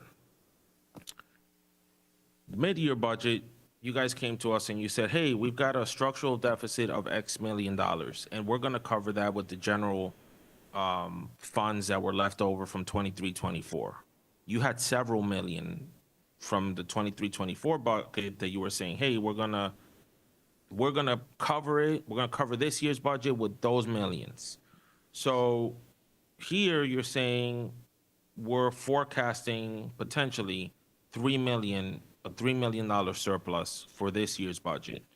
So which one is it? Or like maybe help me understand what's going on here. Did we have the 3 million a few weeks ago and maybe that was helping cover the deficit, or we were covering the 23-24 money and using the surplus to cover this past year's budget? Or did we just find out we had the 3 million here? Like, I just want to better understand how much money did we have in 23-24? Are we going to have in 24-25? And then how is that feeding into 25-26? Does that make sense? Yeah, I'll take a crack at that. So one thing just to remind everybody, this slide is really, the intent of today's workshop is really to present the baseline budget and get some general community input and general council direction. We weren't intending to solve the budget shortfall at this meeting, and these really aren't recommendations. These are just ideas that we're flagging. And to Councilmember Lediju's point, when we do come back with recommendations, they'll be more deeply analyzed than just these. These are just some things to start spurring the conversation. These things that are listed here, so the savings from last year are savings from last year. They're not related to these things here. These items that are listed as potential, quote, surplus for the current fiscal year are if the city council wanted to make a policy decision about changing how we have treated some of these expenditures in the past. We've handled them in a certain way in past fiscal years. Because the current fiscal year is still open, the city council could make a decision that we're going to handle these types of expenditures differently this year. If we handle them differently this year, it'll create a surplus.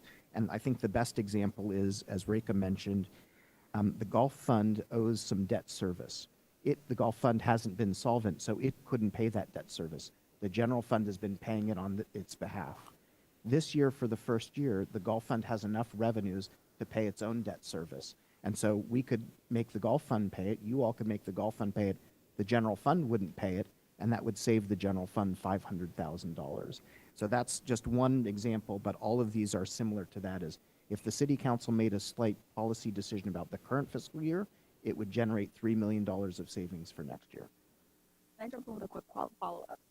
By golf fund, do you literally mean the golf course? Okay, I just wanted to make sure that that wasn't an acronym and that was literally the golf course. Okay. Can we talk about the trust fund a little bit more, and just how have we ever used money from the trust fund to pay any of those liabilities? And then can you tell me what the balance is on those two trust funds? So both have about 20, in the retiree trust fund, it's about 30 million, and the other one is 23 million.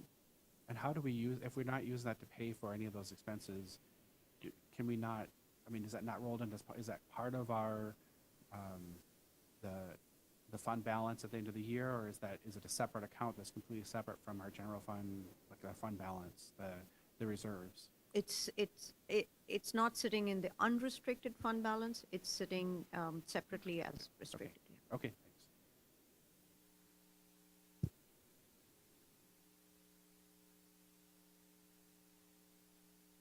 I have a question. Thank you. For the funds that we have ongoing balance, such as trusts, funds, reserves, how are they invested and what is the interest we're getting? And most importantly, I know that we're just having a baseline conversation, but for the future, I would like to know if I can also receive a list of that as well. I think our mayor wants to elaborate a little bit more on it. Go ahead. I was just gonna, we were kind of spitballing over here. We wanted to know if these trust funds, this 23 million, the 30 million, and our 22 million of reserves, and maybe stuff like the CFD and things like that. I'm assuming those are in interest-bearing accounts. I'm assuming, per Councilmember Letaju's point, that they're in very conservative interest-bearing accounts. But what is the interest we're getting on? And is that interest going back into these funds? Is it coming into the general fund? Rick, before you answer, can you do me a favor? Can you point us in the budget book where it is as well? It's not there, so it's just in your financials? Okay. You have to really get close to it, so we might just not be getting close enough. Yeah, probably. We were going to give you the ACFR after this meeting, and then I can show it to you in the ACFR. It's there. But I'm sorry, I was just going to mention so the state has certain requirements about how municipalities can invest their funds. It is very conservative. My guess, I wasn't here when those were instituted. My guess is some cities were making some unsafe speculative investments. So we are a little hamstrung. Yes. The trust accounts do have more liberal investment procedures, still all very conservative, which limits our return on investment. Yeah. But so yes, those are their state requirements that dictate what we can invest those in. And we do bring the investment policy annually for council to approve along with the budget. Yes, like Andrew said, it's very strict. We are allowed AAA and only AA bonds, and that's it. But we can, for our investment, we have a whole listing of where it is invested. As far as the retirement account, I have this. I don't have for the CalPERS, but I have for retirement account, and the returns have been 1 year has been 10.3%, the 3 year has been 4.7%, and the 5 year has been 6.7%. For any people that I wasn't on camera, I actually made a facial expression like that's higher, way higher than I was expecting.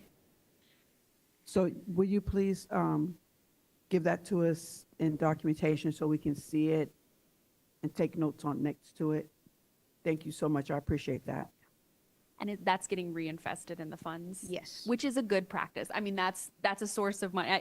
Even thinking about this, like do not deposit savings for making a lump sum payment. I mean, I'm reluctant to do that because I feel like this is one of those areas where we're making really good and sound decisions, and I don't want to stop making sound decisions.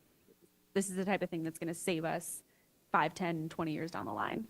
That's why I'm asking, because the public don't see this as their everyday language, and they're entrusting us to make good decisions. So that's why I asked if you give it to us in front. We ask these questions ahead of time, and that way nobody's going to be blindsided. But I agree with my mayor that we're going to be protected. Yes, and actually with our investments, we have been very cautious, but when the money market was having a good rate, we did move the money to the money market, and that's how we are saying that this year, general fund will have an interest earning of about $1 million. So we do keep very close track of that and move it. And then when it comes to the other funds, we put them in longer term strategies. And so we normally sit down with our investment portfolio Chandler, who is our investment portfolio manager, and we look at what are the CIP projects that we will need funding, and we will not need funding for 2 years. So we put it for longer term, and we go through that every quarter of when it comes for reinvestments, how much can we put for a longer term? And usually the maximum we put is about 3 years. So we are pretty careful. I was told when I first took this job that you are not in the money-making business, you have to protect the money. So that's what we do. And every government isn't in the money-making business. They're protecting what they have. And that is why Bell is a prime example of why we are having to have AAA and AA investments, Yes, right? yes. And we do have to protect our money so that we're not filing bankruptcy. So thank you. And we were all at Cal Cities when they did the finance presentation, and they bring up Vallejo, and we were, it's every year. So we want to make good decisions, and we're glad we're making good decisions. I actually made a note here just to wrap this conversation. I wrote for my notes for the city manager in upcoming budget book, how can we present this info in a more transparent and clear way for the public to know these are the funds we have, these are the balances in these funds, this is what's happening with them. I just think that's valuable for the public to know. At least for me, some of this is I didn't realize we had $30 million in a retiree healthcare trust fund. That is very good news. I'm very pleased to hear that, and that makes me feel better about our long-term prospects.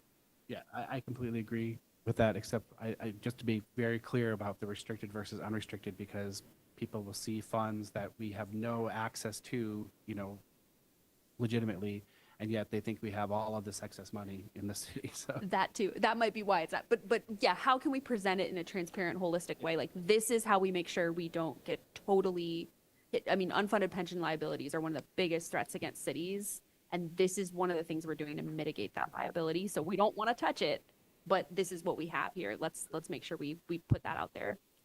I think we see that information in our financial statements. And so it's not part of the budget book, it's part of the financial statements that get audited every year by an independent auditor. And so the question really becomes, maybe when we look at our financial statements, how we might have something there that we can help public understand them much easier, not changing everything in there, but maybe a sheet that speaks to it more clearly. Yeah, like an I'm not executive sure summary. what's in there. I have to look at it. But that's for future. You can look at it later.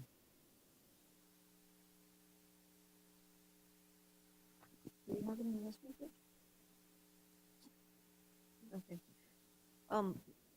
Again, we were going to talk about this after, but we do have what they call the popular annual financial, the PAFR, and there is a page. The PAFR is kind of the mushed version of the financial and the budget book put together, and we generate this every year, and there is a page where we talk about all our investments and fun stuff. And did I hear you say you're going to give those to us at the end? Yes, All yes, right. yes. Thank you.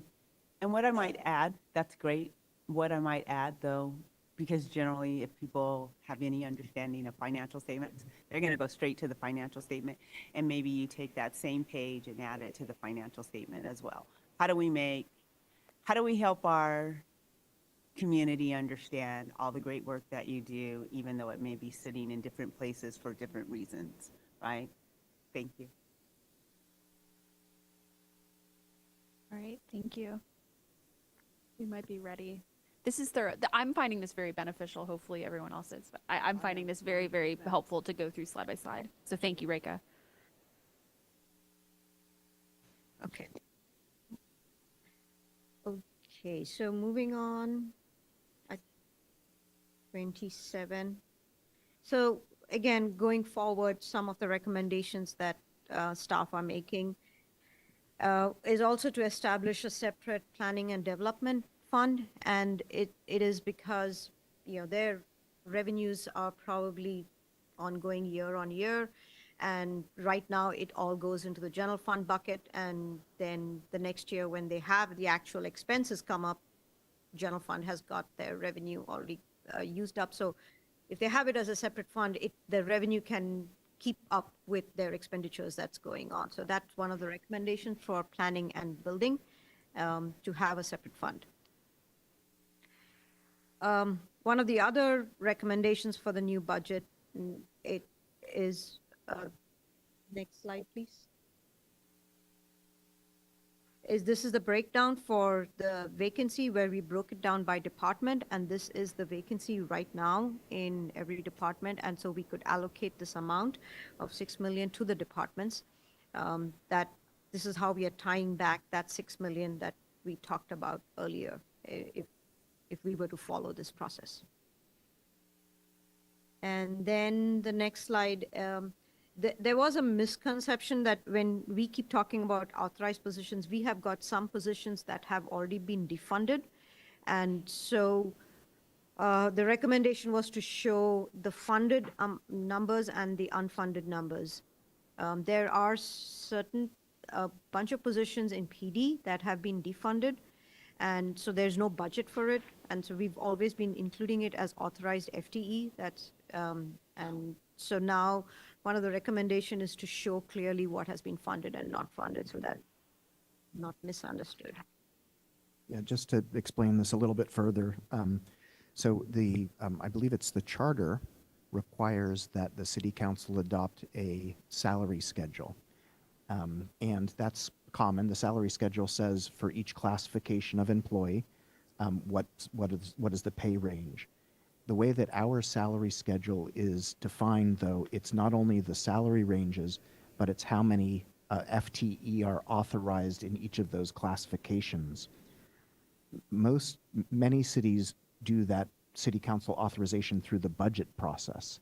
And so we have a little bit of a disconnect here between the, quote, authorized positions that are authorized through the salary schedule that might include some positions that aren't actually funded in the budget. And that's kind of our current budget document tries to reconcile those things through some footnotes, but I think it's quite unclear. So we're recommending that in the budget book, we just show the positions that are funded. And you can see here, it particularly impacts the police department. We say we've got a certain number of authorized positions, but we haven't funded all of those authorized positions. And so then the expectation, sometimes the budget book shows the authorized, not the funded. We have this idea that we have an additional amount of vacancies that we actually haven't funded. So I think we need to reconcile that in the budget where it just shows, the budget shows what has been paid for. Thank you. And I appreciate this. I support this change to fund. I do want to flag before we get into a public misunderstanding to clarify what it means when we say defunded. And you've already said this, City Manager Murray, that these are positions that were authorized, but we never had the money for ever. These are not positions that we made an active decision to cut. And I'm thinking this specifically because of the word defunded and the fact that it's 16 police positions. I want to be very clear that that's not something Vallejo has ever done.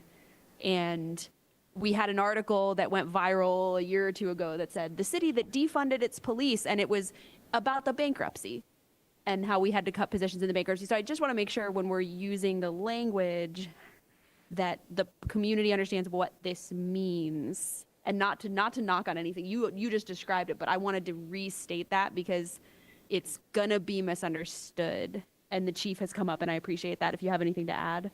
Very good point. So I'm glad you brought it up because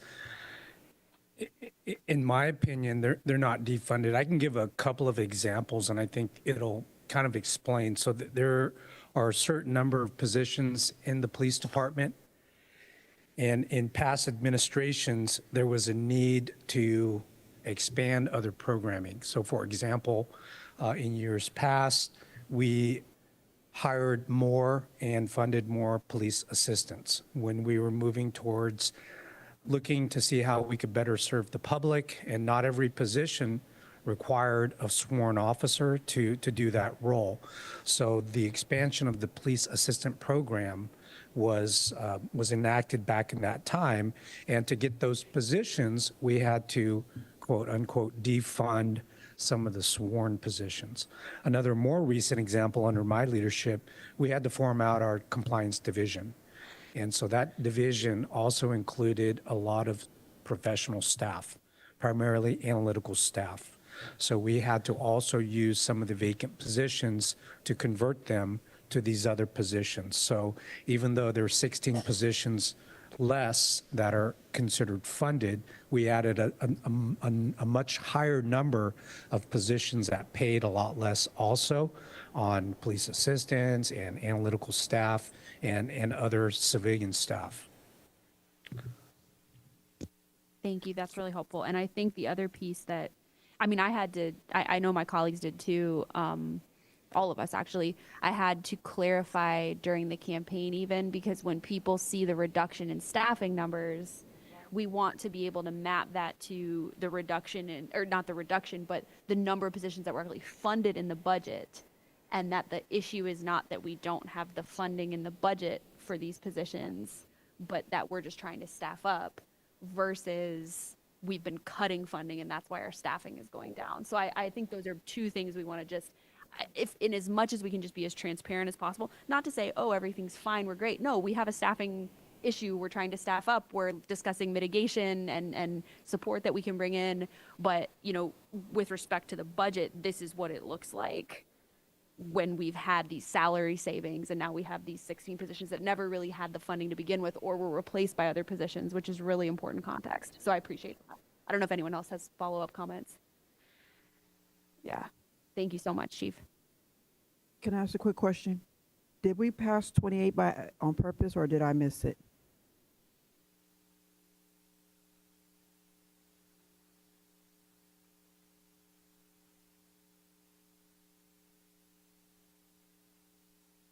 Was for the vacancy saving? No, we didn't pass that. That was the 6 million that we were talking about vacancy saving, and this is the breakdown for that. So in slide, So we did pass this page, but we didn't pass the discussion.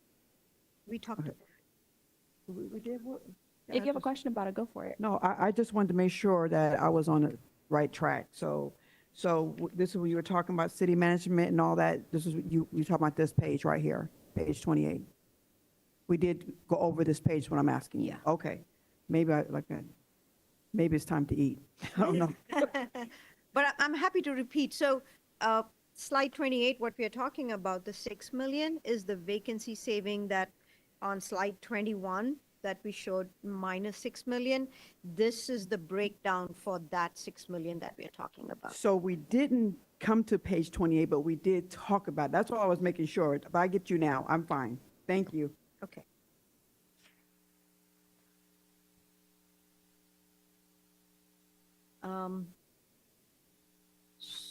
So I've pretty much gone through all the numbering amounts part of it. If anybody has any more questions, because now we're going to be talking about the survey. Any more budget related questions for now, or I pause?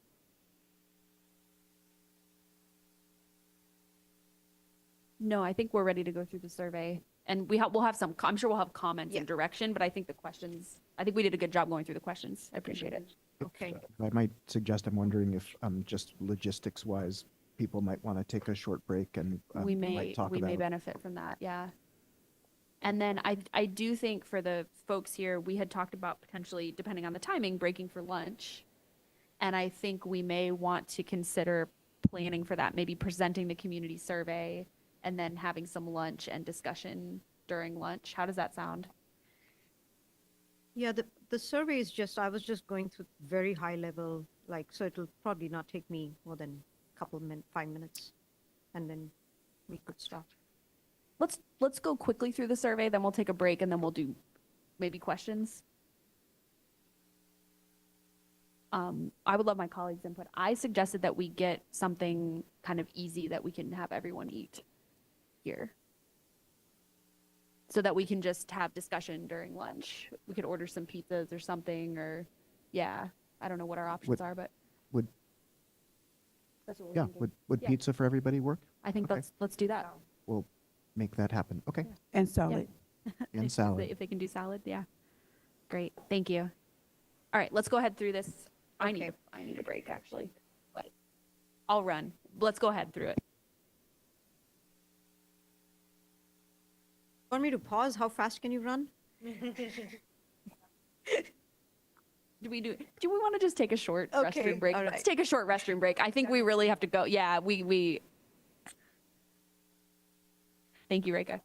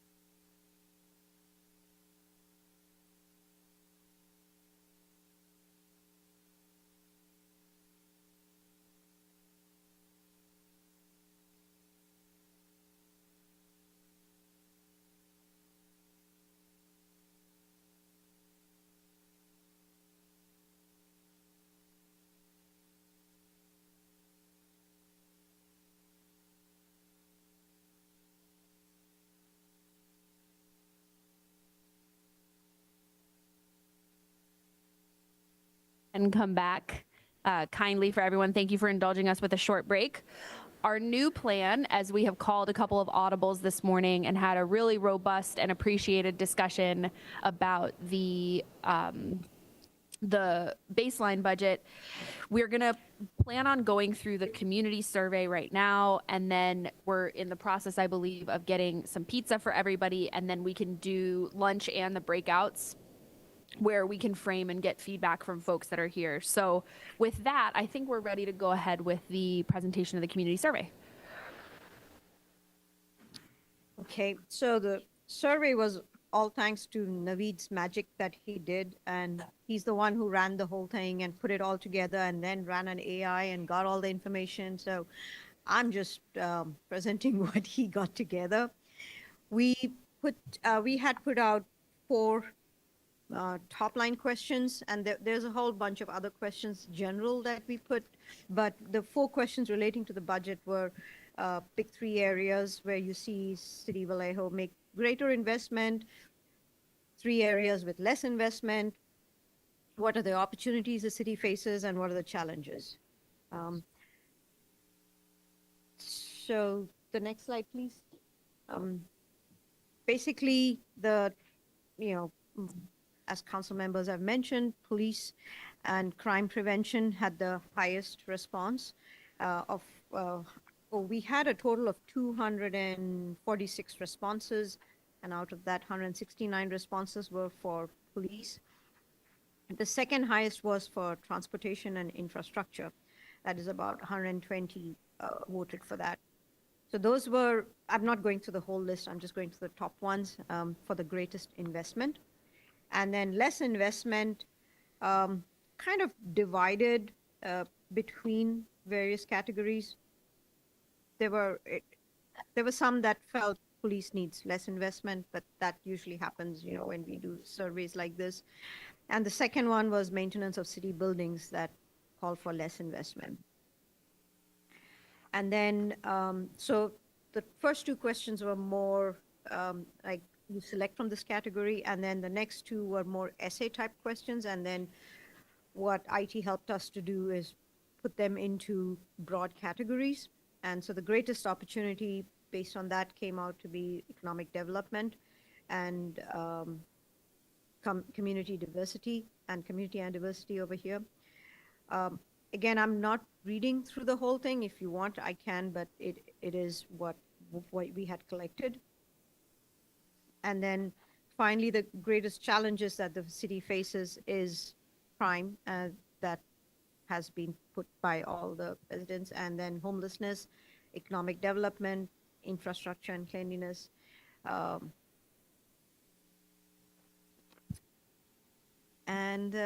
With that, I will stop unless you want me to read more from that.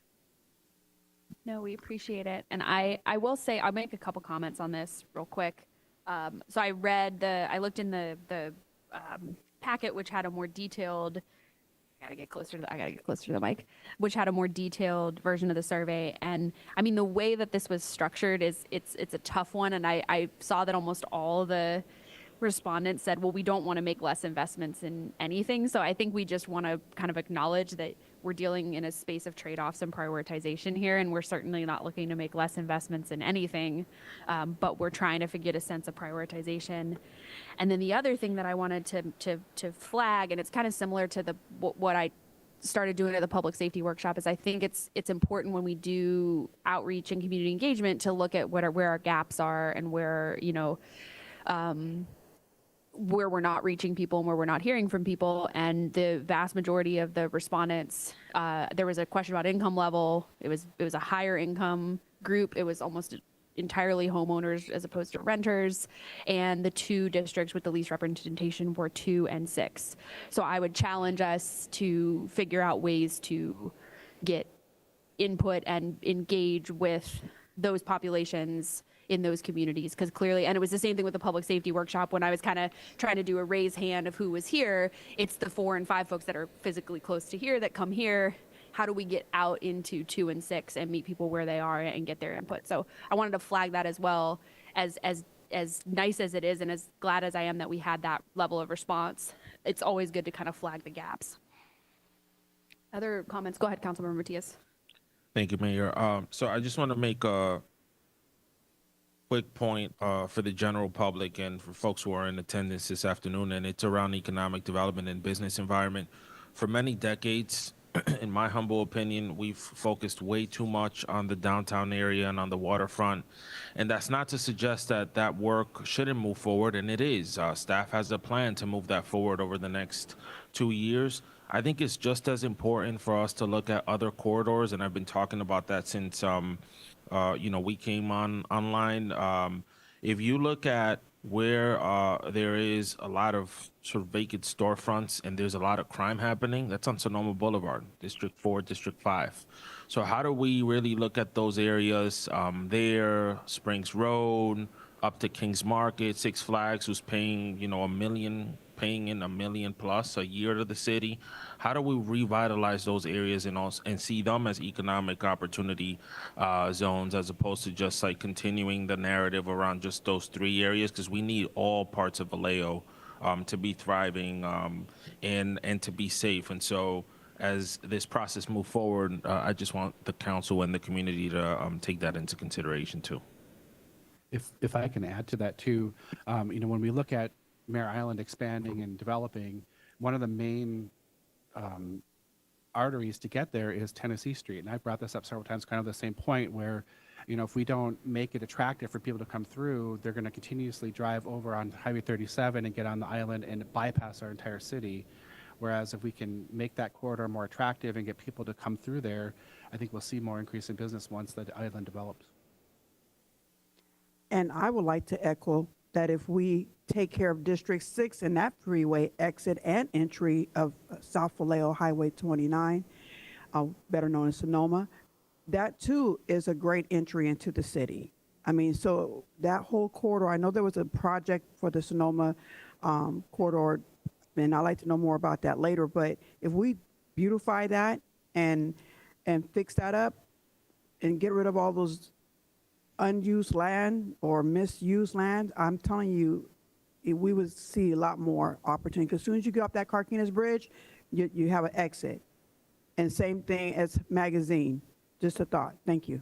Yeah, and I know we're getting a little bit. I think these conversations are so important because we're doing this and we'll be doing goal setting, and I think we just want to see everything holistically. But to add to what Councilmember Gordon was saying, I would agree with you and raise you that we have a Cal State University down there where we have students that their nearest artery, their nearest kind of city road is Sonoma Boulevard, and Caltrans does have a major project to work on Sonoma Boulevard later this year. And I've been in my role on STA, have been in discussions about traffic calming on some of those big arteries that we have west to east, like Tennessee, like Springs, that my understanding is they were built to be 4 lanes so that Navy vehicles could get through, which makes sense. It goes to the Vice Mayor's point precisely that Tennessee Street goes to Mare Island. So of course you needed to be able to get some wide vehicles through or have evacuation routes or whatever it may be. But, is that the best structure for us now? And how do we activate those kind of throughways across our city, across our mainland, so that we're activating the mainland as we activate Mare Island. So I know it's a little off topic, but it's not in the sense that these are the types of things that are going to get us those revenues going forward, and these are the types of investments that we want to be making. I think I agree with you all, and I think fundamentally it's all important, and we need to think from the 4 corners of our entire city and in the inner parts of our city, in our neighborhoods and so forth and on. What does economic development look like for our entire city? So that if I want to walk to the local shopping center, whatever the case may be, I can. I don't have to hop in my car. And so really, what does it look like when we think about economic development in the entire city? And the big question becomes, how do you really prioritize it and work on different parts of it? Because you have Springs Road, you have a lot of different places within the city, and there's little pockets of stores and different things like that. And how do we make sure that it's all well done, all attractive, and it meets different niche community needs, because that's what makes neighborhoods unique, and it also draws individuals into those neighborhoods because there are different things going on. We have historical neighborhoods, all kinds of things that are going on. So I think it's really important, just citywide, what does it look like? Yes, because I don't want, it feels like Vallejo has an imaginary freeway overhead of us. And we want to get rid of that. You know what I mean? Does that make sense? It's like we can't get places because we don't know, we don't have proper access to it. So it's like, it's almost like an imaginary overhead freeway that people's business are being bypassed. Well, that sounds good in my head. I understand what you mean. You mean you go from point A to point B, and you don't think about what's in between because you're just looking for your destination. Yeah. Well, with that, other comments on the community survey. I think we might be ready for some breakouts, and I'm encouraged. I think we've got a good core group of folks here, and my idea, and I'd love to hear others' thoughts and the city manager's thoughts, is I think it would be great to, given that we have another workshop on April 12th and some more conversations ongoing, that if we have questions, what other information would we like to see or would we want to have in order to make these decisions? We certainly have ideas of what information we would like to have, but community members are going to have stuff that we maybe didn't even think of. So I'd love to know what other pieces of information would you want as part of this process, and what else would you like to see as part of this process? And then, what would you like to see us prioritize? And any other thoughts on anything that has come up? I think really leaving it open-ended is probably a good approach here. So questions you have or additional information you'd like, things that you want to see us prioritize, and then any comments on the proposals that were brought up. And Vice Mayor, go ahead. If I can add also things that you want to see us deprioritize, because there's a lot of things that we continue to do that maybe we don't need to keep doing. Yeah. Anything else to add? Just logistically, so we have a number of tables set up. I would invite members of the public to gather around a few tables. There are flip charts on each of those tables, as well as pens. And if you would nominate a facilitator and a scribe for each of your tables, we can spend some time responding to the questions that the council members have raised, and then there'll be an opportunity for share out. I think the timing for lunch is it should arrive while you're in the midst of this exercise here. So, and then council members and city staff will be circulating around to the tables, answering questions, listening to your thoughts and the like. Does that sound okay? We have a question. Sounds great.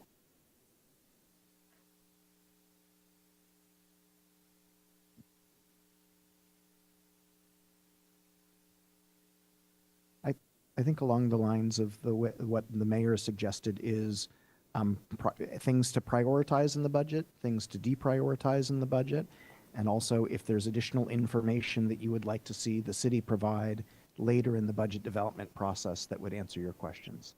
Because sometimes anyone. Oh yeah, anything that we think is missing. So questions and more info we need. Anything we think is missing. Yeah. I've written all this down if we want to. Maybe we can just scrappily create a slide to put up that has this during the lunch break. And I'm looking at the clock right now. So 12:33, maybe we go until, 1:15, 1:15, because we're going to have lunch as part of that. So we'll start discussing, and then we'll break for lunch, and then we can come back together and wrap up. Maybe we'll check in at 1. I would imagine with lunch, we'll probably go till at least 1:15, but we'll check in at 1. Other questions? All right, let's do it. Thank you all.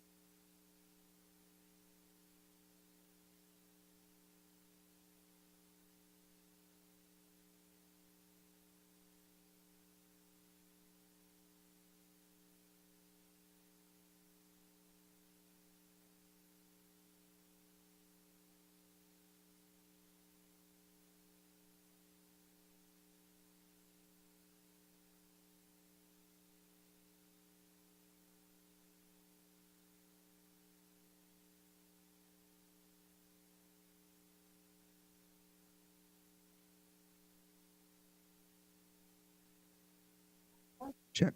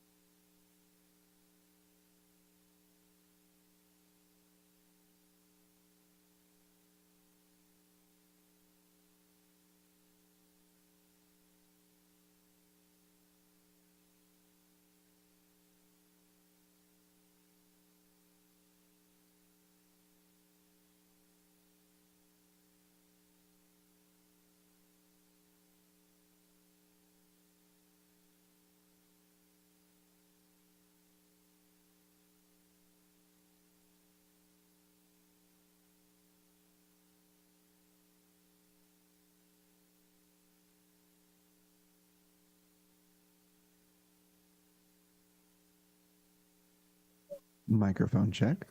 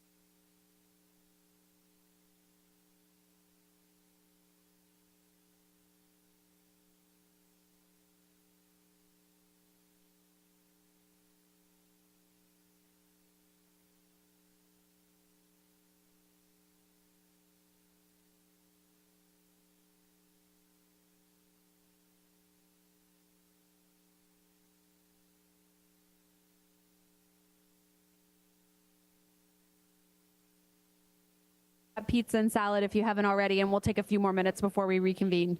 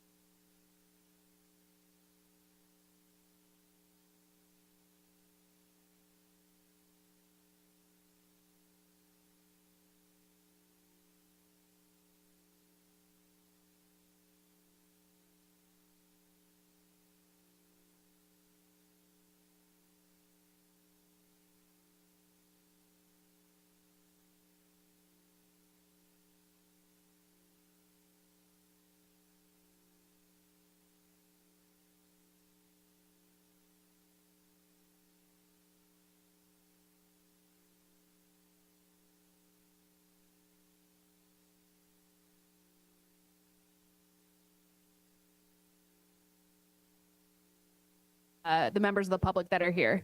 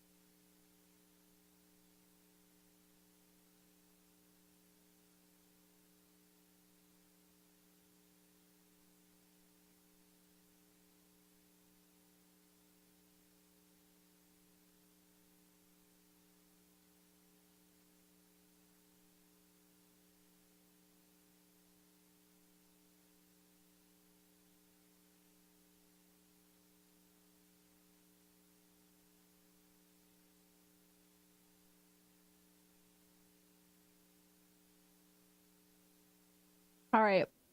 Oh, that's right. We've made a decision to go ahead and start, acknowledging that we're going to be on camera eating, but we're willing to do that. So I want to thank everybody for the great discussions, and a lot of the senior leadership team here as well. We're having great conversations. So thank you to everybody for putting in that time. And I want to get a sense of how many. Oh, okay. We're going to do a round of applause. We are. I want to get a sense of how many members of the public would like to speak. I'm tempted to just have everybody up that wants to report out. I definitely want to hear from each table for sure, but I think we have enough space here that any individual that wants to comment, we can go ahead and have you up here. Could we just quickly, if you'd like to comment? Sorry.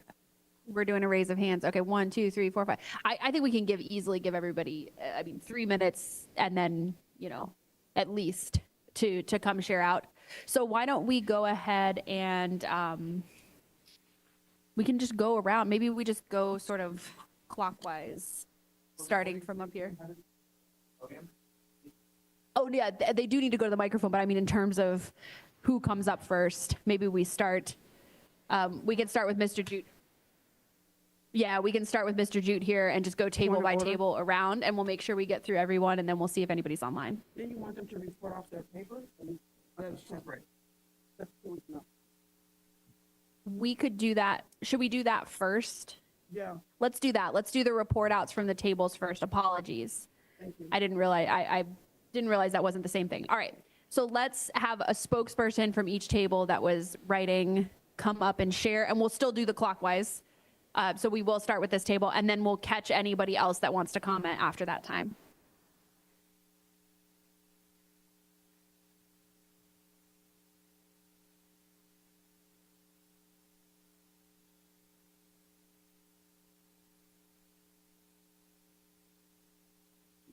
Let's go here.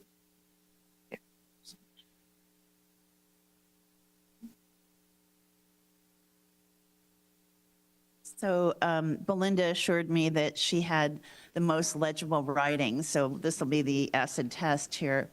So you asked us to provide you feedback in terms of info we'd like, priorities, and then things that we thought could be less emphasized.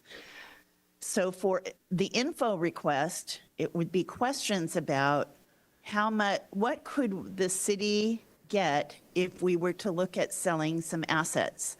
And among the things on the potential sale list would be Herbert House, what I call the State Farm building, because we all know what that is, Farragut School, the North Vallejo School that the city bought, and wondering whether, I know it would give the water department conniptions, but is there any upside to looking at selling some of our water resources? Because that's the one area of the city, as I understand it, that we're rich, maybe the only area. I don't know if that would be something that this general fund could take advantage of because water is run as a separate business, but it's an open question. In terms of priorities, public safety and looking specifically at security guards and the sheriff to fill in for our staffing deficiency. Oh, how we deal with the unhoused, street maintenance. We need a police station. Something, in my opinion, in our opinion, needs to be done about CFDs. Economic development and diversifying the development, like many people on among the council said, not just looking at downtown or Mare Island, but other corridors in the city. Oh, and then an idea potentially of developing what I call a Vallejo Corps of paraprofessionals who could be students and or retirees for contract positions that would not be full-time employees with benefits and a pension, but maybe utilizing some intellectual assets that we have to help the city. In terms of less investment, using fewer consultants and developing fewer plans that we don't actually use. So for example, we've had an economic plan developed recently that was of questionable quality, we'll just put it that way. A renewed downtown plan is coming where the downtown specific plan that we used to have, I don't know that it ever got any investment. So instead of developing plans and paying consultants for that, use the plans that we have and put that money into actually some action. And then another opportunity potentially for moving assets and investments around would be, the way Belinda wrote it, eliminate the youth coordination position. And some people will be like, no, but children are our future. We have to invest in them. The role for children in Vallejo is really handled by schools and GVRD. It's not a principal city function. And we can go into how it landed on the city list, and that's interesting political history. Okay, I think I covered everything. Oh, right, I'm not quite sure. I guess this would be under priorities, is to look at the opportunity cost for not having adequate public safety, not clearing encampments, not clearing blight. Like, you know, we know what different staff investments are, but how much do we potentially lose? And this might go to what Andrea talked about of benchmarking Vallejo against comparable nearby cities. How do we stack in terms of the, what do you call it, the transient occupancy tax, the motel tax, basically, tourism, business development?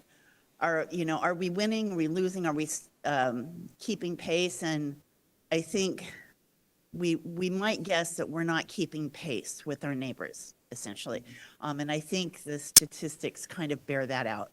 And okay, that's it. Anything? Okay. Thank you all. We appreciate it. All right. So we've got a bigger group back there, and Liliana's coming up. Thank you.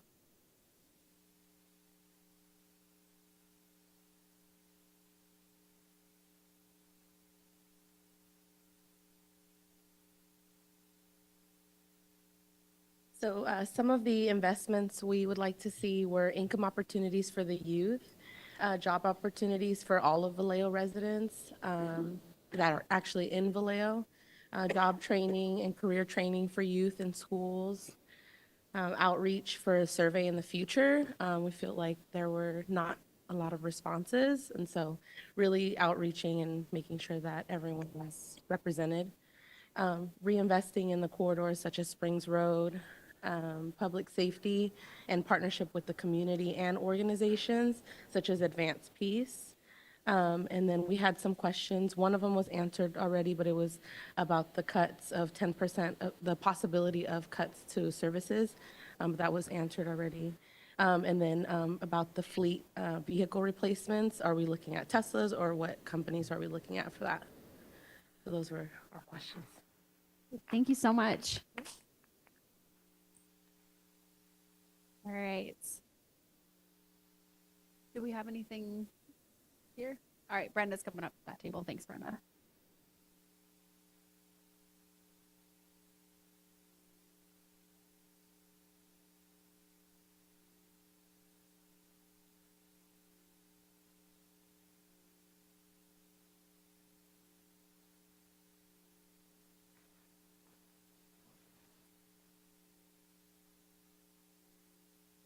Ours isn't as neatly written.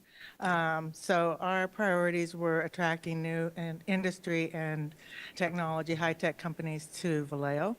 We need to look at the economic development, enhancing our existing industries, going out and understanding what they are doing and seeing how we can help them build their industry to help our revenues. The biggest thing, one of the biggest things we saw is the perception of Vallejo. You never hear anything good about Vallejo, and it is a wonderful town with a lot of positive going on. So it's not just promoting it within, but promoting it outside of Vallejo, so businesses want to come here. And that is not just a council job, it's the people's job, but the people need to hear from the council the good that we have. So that's a double promotion. Support the small businesses that are already here. Identify new technologies using existing companies and assets. Highlight the businesses in town. Promote our universities. A lot of people don't know that we have 3 colleges here. That should be huge out there for us. And then improve permitting process and pricing fees. Sorry, we go on to other pages.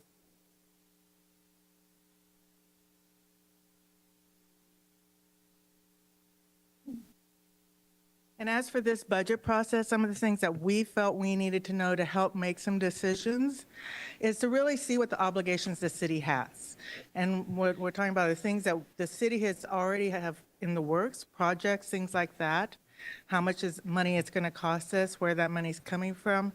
And then, like the marina, the Herbert House, the different buildings and assets we have, how much are we paying out to those all the time so we can understand where our money's going? And then we can make objective decisions and voice our concerns to what needs to be worked and not, so that we can really help you guys. Also, what programs are we funding? Are those the right programs? Are we focused on the right things for Vallejo? And how is our revenue being affected in the reporting of the smaller increments? We asked that it be a little bit smaller increments instead of annual. So if there's a time that needs to be changed, a quick movement that needs to happen, we have the ability to see that. Can we get research on what Vallejo has industry-wise? What businesses are here? What businesses do we want to add more to? Where are the places to be? How can we get more feedback from the disengaged residents? 246 responding is terrible. So we have to look at how we're getting it out there and make sure that we're really engaging with our people. And how can the leadership help promote Vallejo more broadly? And how do officials re-engage with the staff? And how do we entice residents to join a commission? Our commissions are important, but if our commissions aren't being heard or used or listened to in any way, people get disenfranchised and they don't want to do it. So we need to, we have a lot of openings, and I think we have one more.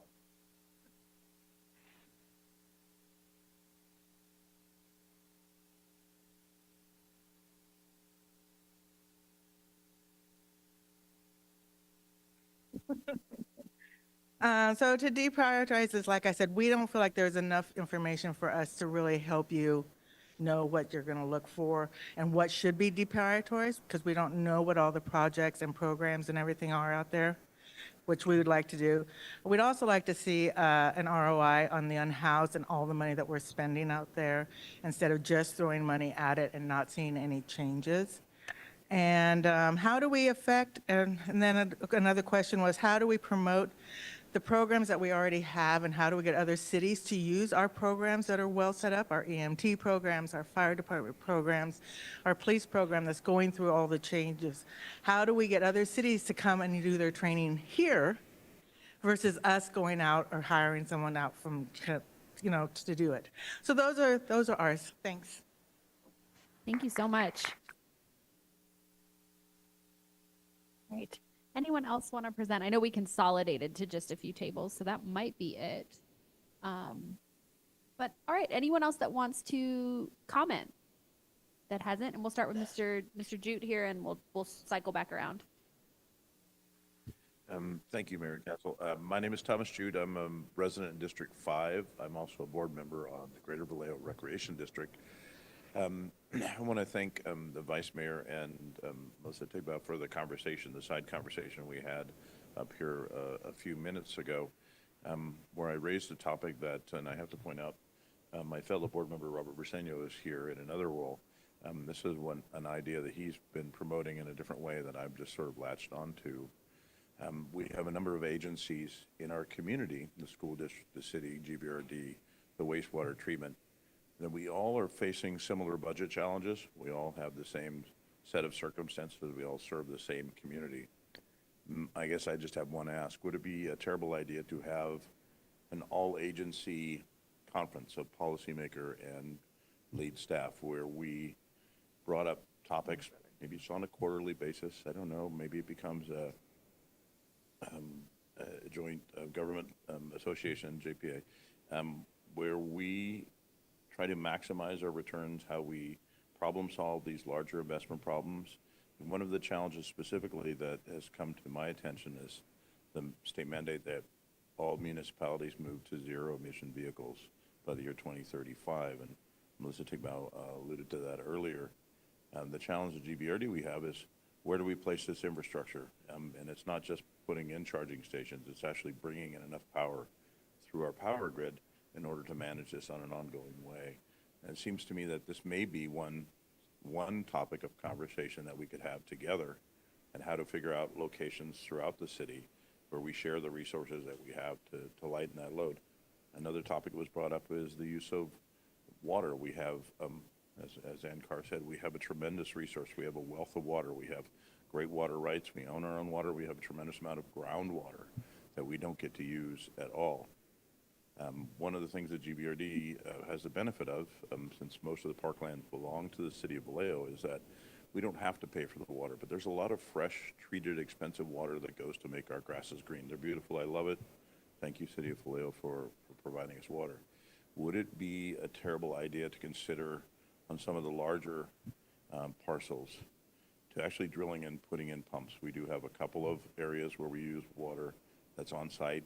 One is the Dan Foley Pike Park from Lake Chabot. We use that water to irrigate. Another is at Blue Rock Springs. We use that water to irrigate.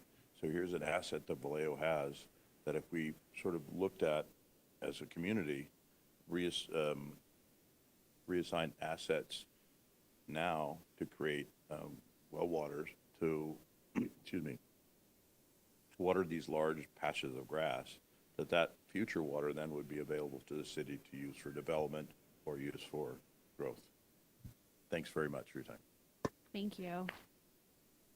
And I'll just quickly follow up to that the city has historically an interagency committee, which we actually appointed myself, Councilmember Ledeju, and Councilmember Matulik to, and that committee has not met in basically since pre-pandemic, and we're in the process of I don't know how you would describe it, reforming it and figuring out the best way for it to function. And so that's the type of conversation that we could have in that body for sure. All right. Anyone else at the Belinda, did you want to come up? All right, come on up.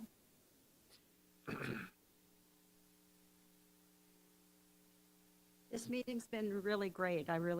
We all really appreciate the opportunity. As a resident of Mare Island, I've been following the development pretty closely since the very beginning.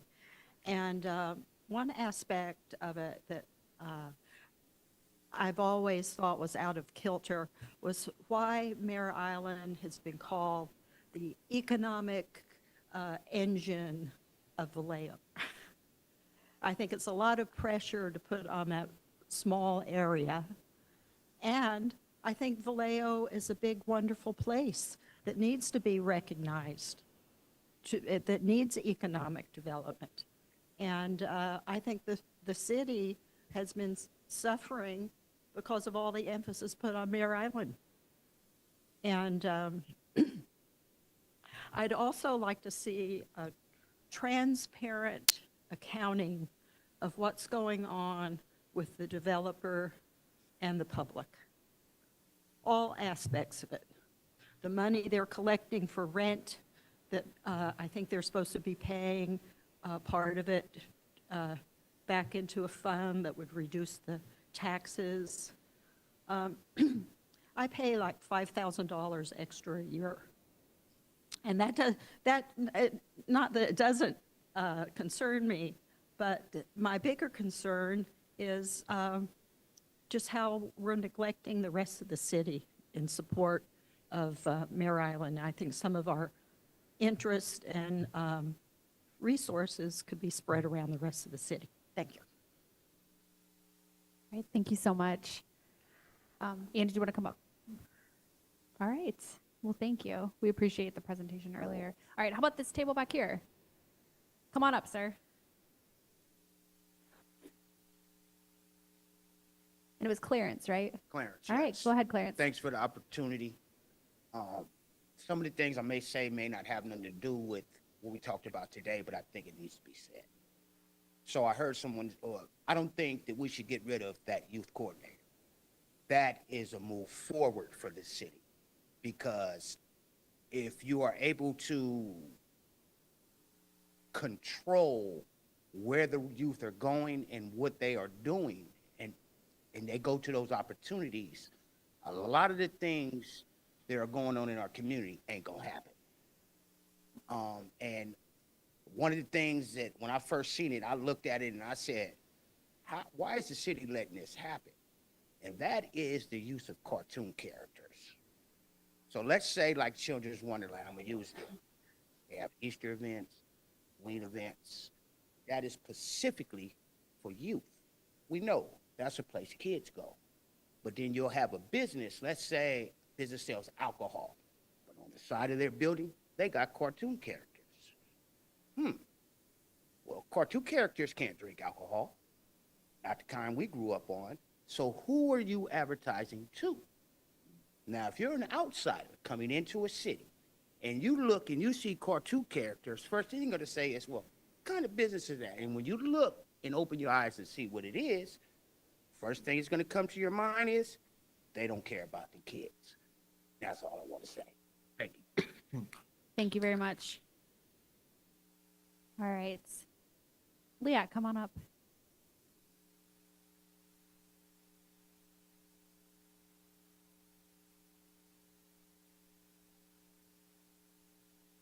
Thank you for the opportunity. I think it's clear that we have to start thinking outside the box. I've been here for 40 years. I say that every time I come up because I want people to know there's history. But we've used these same ideas over and over and over again. I think this is like the third downtown specific plan that I've lived through, none of which have worked. We've had a waterfront specific plan that languished for 20 years. Nothing ever happened. And so we keep seeing where we're putting money, and then you have Mare Island, which is like a 20-year pipe dream down the road that I'm not going to ever get to enjoy when they're finished. So you have other parts of the community that are going like, well, what about us? Where is the money at for us? When we had all the break-ins, you know, all the news was focused on downtown. Oh my God, downtown business is suffering because there were break-ins in Springs Road. Nobody talked about them. And these are the mom and pop shops that have been there for decades, that are trying to sustain the community that supports them. And so we do have other corridors that we need to address, and I think it's time to start reinvesting in the community and stop looking at just the things that are coming down the road, possibly, maybe kind of going to come into fruition, but really sustainable businesses, the small businesses that we have down there, and then looking at who we're marketing to, because Springs Road, back in the 90s, I did a report to a community group that we had, which is Alcohol Policy Coalition. And from the time my son, when we were living in that area, from the time my son left home to the time he got to school, there were 100 alcohol outlets. Springs Road now has, like, every 400 feet, there's access to alcohol. That's the type of environment that our kids are growing up in. They're thinking alcohol and tobacco is okay. That's because it's part of that's what they see. They don't see fresh groceries. They don't see bookstores. They don't see the things that they should be doing to help nurture them to say that these are the type of things that you want in your community. And then we loosen the ordinances so that we can bring more alcohol, more tobacco. There's no public process for even talking about that anymore. It's just to check the box and then, okay, you're here to go. Now we're starting to see this influx of massage parlors, spas, day spas. What are those businesses doing? How are they bringing money into Vallejo? Who's checking on those things? But it brings the neighborhoods down because you have an influx of that 99-cent stores. So we need to do a better job of marketing and who we want, what type of business we want, give them an area to look at, saying this would be a good location for you to be in, the community would support you, but not just letting anybody who has the money to put in a permit come in and set up shop, because it's bringing our community down, it's bringing our neighborhoods down, it's bringing the people down. Because tobacco and alcohol, though they serve their purpose, they're not helping our community. They're not putting money back into our community. All it's doing is taking money out of the community, making their health worse, and then making people have to go further to get the services they need. So I would hope that we start really looking at other areas of Vallejo, South Vallejo, North Vallejo. North Vallejo was part of a redevelopment district for I don't know how long. The only entity that benefited from that redevelopment area was Six Flags. The community got nothing. They continued to deteriorate. Nobody paid attention to what services were needed there. And then we have things like blight and crime that continue to pop up. South Vallejo is the same way. You don't put any money in it. You don't tell people that they matter, that their communities are part of the bigger picture, and that they're important as well. Then you have those type of problems. So we do need to start spreading out, not too much, but there are areas. Springs Road is an opportunity zone. We have all of these people that are coming, buying up property in these opportunity zones that are just speculators and investment people. They're not actually building stuff that people here need. They're just using it for opportunity to enrich themselves. So we keep giving money outside of Vallejo. They keep taking money outside of Vallejo, but it's not coming back to us. So we need to really start thinking about what type of businesses we're bringing here. Thank you. All right, come on up, Tony.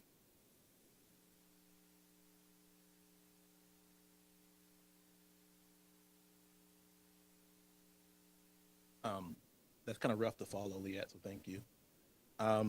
Tony Stewart here, speaking on behalf of the Office of Supervisor Cassandra James. Clear on that.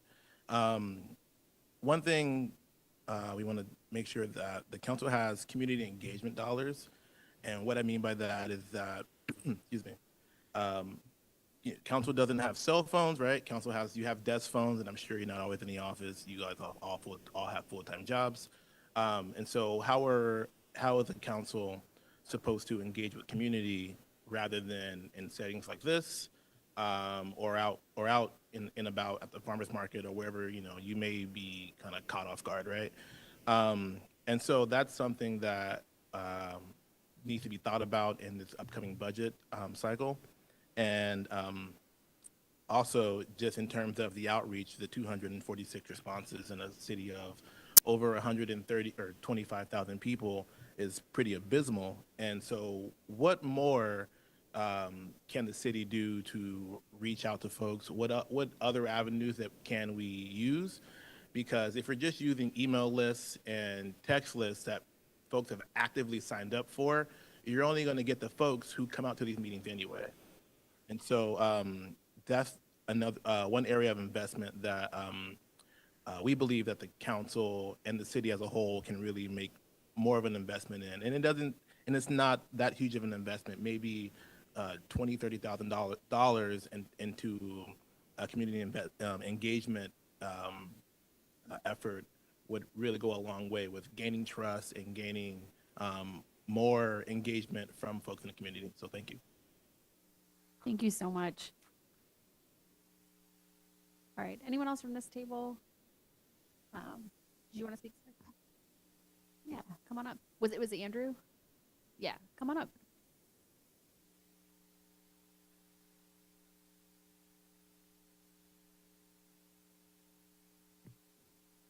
Hello. I wanted to bring this to your attention because the single greatest issue to me as a resident and someone trying to open businesses is the crime. Everything else is dependent on getting this crime under control, under at least some semblance of control. I can't even justify moving my businesses here because my employees will not be safe. Catalytic converters get stolen in broad daylight. I was the victim of an attempted murder on Sonoma last year. No arrests have been made, by the way. I'm over it. I'm about ready to leave and abandon Vallejo entirely. Something needs to be done to get this under some semblance of control, whether it be getting help for the National Guard or other police organizations. No other planning will matter if we're not safe to conduct our lives. It's just that simple. Thank you. Great, thank you. All right, anyone else that would like to speak? Well, I want to thank everyone again and thank the groups for writing things down and everyone that has participated in this process. And yes, we need to do more outreach and engagement, and this is going to be an ongoing process. So any ideas that folks have, either listening online or here in person, please always feel free to send those here. If there are events you think the city should be at, community events you want to invite us to, and ways that we can kind of reset and start to rebuild trust and leverage our greatest asset, which is our people. So I just couldn't agree more with that. Go ahead. Yeah. Also, too, if you're connected to Nextdoor, just take a picture of those QR codes and just push it out to your neighborhood, because that's where I saw the last one was on Nextdoor when I participated. So any type of how you can help us by passing it through, if you feel comfortable through your social media, that may be a good idea as well. Thank you. Yeah. I'm curious if we have anybody online. We didn't really set up a formal public comment period, but I was curious if there was anyone online that had raised their hand. Through the mayor, we do have some members of the public online. However, they have not raised their hand They to have speak. not raised their hand. So why don't we go ahead into council discussion, and we'll if they do want to speak, we'll invite them to raise their hands. But then I'm also wanting to make sure that we get everybody out on their Saturday. We've got a lot of folks that have really given their whole day, which we appreciate. And I want to make sure council has a chance to give direction. So I have created a list of my questions and follow-up items in general with respect to the budget in Vallejo, of which there are about, 10. And we're not going to be able to do them all now. So I'll definitely be working with the city manager to prioritize them and see how we can get a plan to kind of take care of some of this stuff in the next, 6 months, year, and beyond. And I'm happy to read that list, but I kind of want to hear from my colleagues as well. If anyone has anything to say right now, or I can start. I'll start. Okay. So what I'd like most urgently, maybe between now and the next workshop, I think it would be really helpful, and I've mentioned this before, to see the actuals. So what we budgeted, what we had when we adjusted the budget, but what we actually spent, and compare that. Councilmember Gordon and I were at the Soul Trans meeting on Thursday, and we got the mid-year budget update, and it's not the same thing. I'm not trying to say that their agency is the same thing as an entire city's budget, but the way that they had it laid out was they had, budgeted, what was budgeted, what was at the mid-year had been spent and the difference, basically. So the budget, the actual, and then the difference. And then they were able to say, okay, we were over budget in these categories, under budget in these categories. And I think as we think about what we're going to spend next year, we kind of need to know what we ended up spending. Was there stuff we went over budget on that we're like, oh, actually, we probably should increase that budget, or things that we were under budget? And I think some of that is, I think that's all here already in some form, but I think presenting it just very sort of clearly so that we can take a look. The other things that I think we need to do now, I'd like to see an analysis of the org chart, and the vice mayor alluded to this. I think we've taken this status quo approach of just sort of the org structure we have and the positions we have. We just keep them in and then we add positions, but we never look back and go, hey, you know, is this structure working? Is this getting results? Does it align with our priorities? And I have the budget book here. I found in the mayor's office, the budget book from 2015-16. And I was looking at the org chart from 2015-16 and comparing it to the FTE for each department that we have now. And there were some departments that have more than doubled in size in the last 10 years, and some that have only increased a little bit. And I'd like to know if that was by design or if that was by accident, or we just sort of created these positions, and are we getting the results we want from that structure? So that's a longer term. That's obviously not something we can do immediately, but I'd like to start that now, because I think as we think about trying to close an $8 million deficit, we've got to think about, you know, we might have to cut some positions. And if we do have to cut some positions, we should probably know where we kind of, where we've invested and where we're getting results and where we might invest more or less. I don't know, that's a really difficult conversation, but I think that needs to be done. And then I think, you know, I want to give the previous council credit for starting the process to fund performance auditing, which is the sort of gold standard auditing that we've been talking about, that will identify, you know, the money that's coming in, where it's going.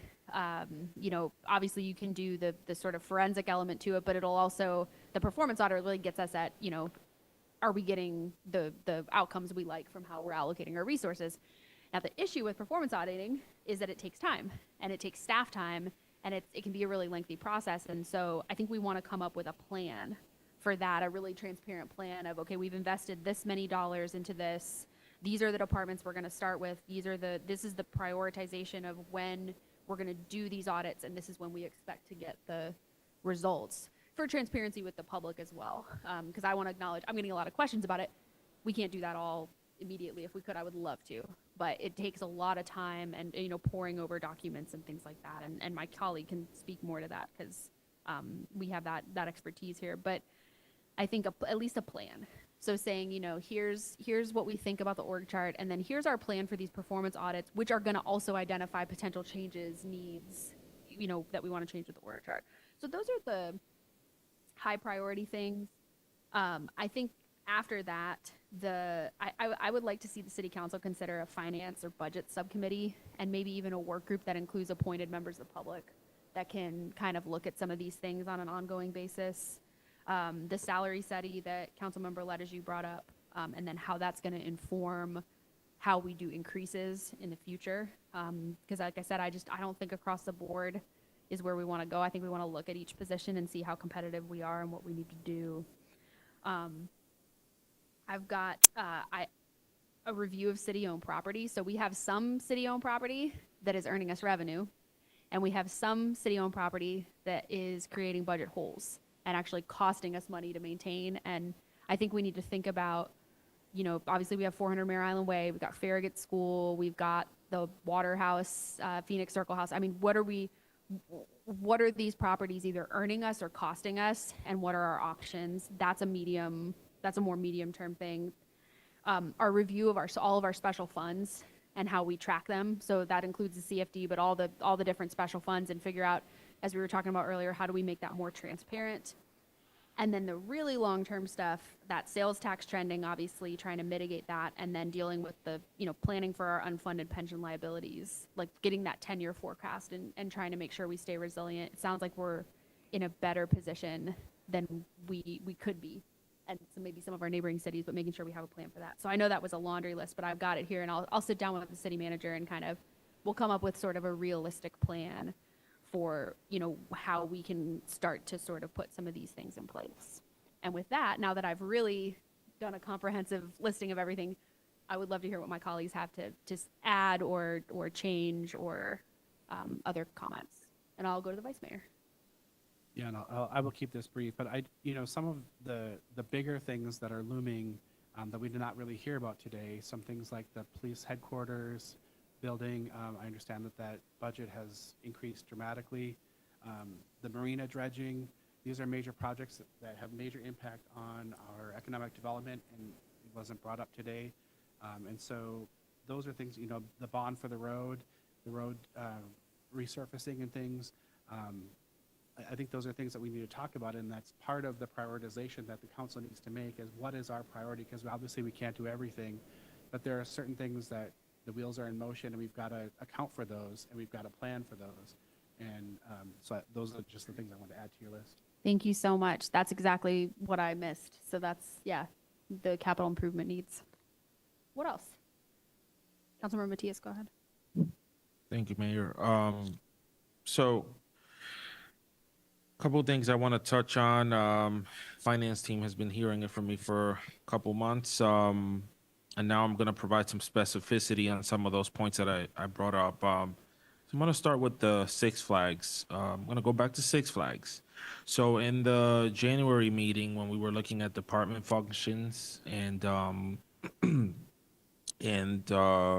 vacancy rate and the budget and all that other stuff, there was a $1 million fee that is in the budget book that Six Flags is paying to the city every year. I know that there is a project underway to repave some of the area around Six Flags. I want to see some of the funding that Six Flags pays to the city reinvested back into that area.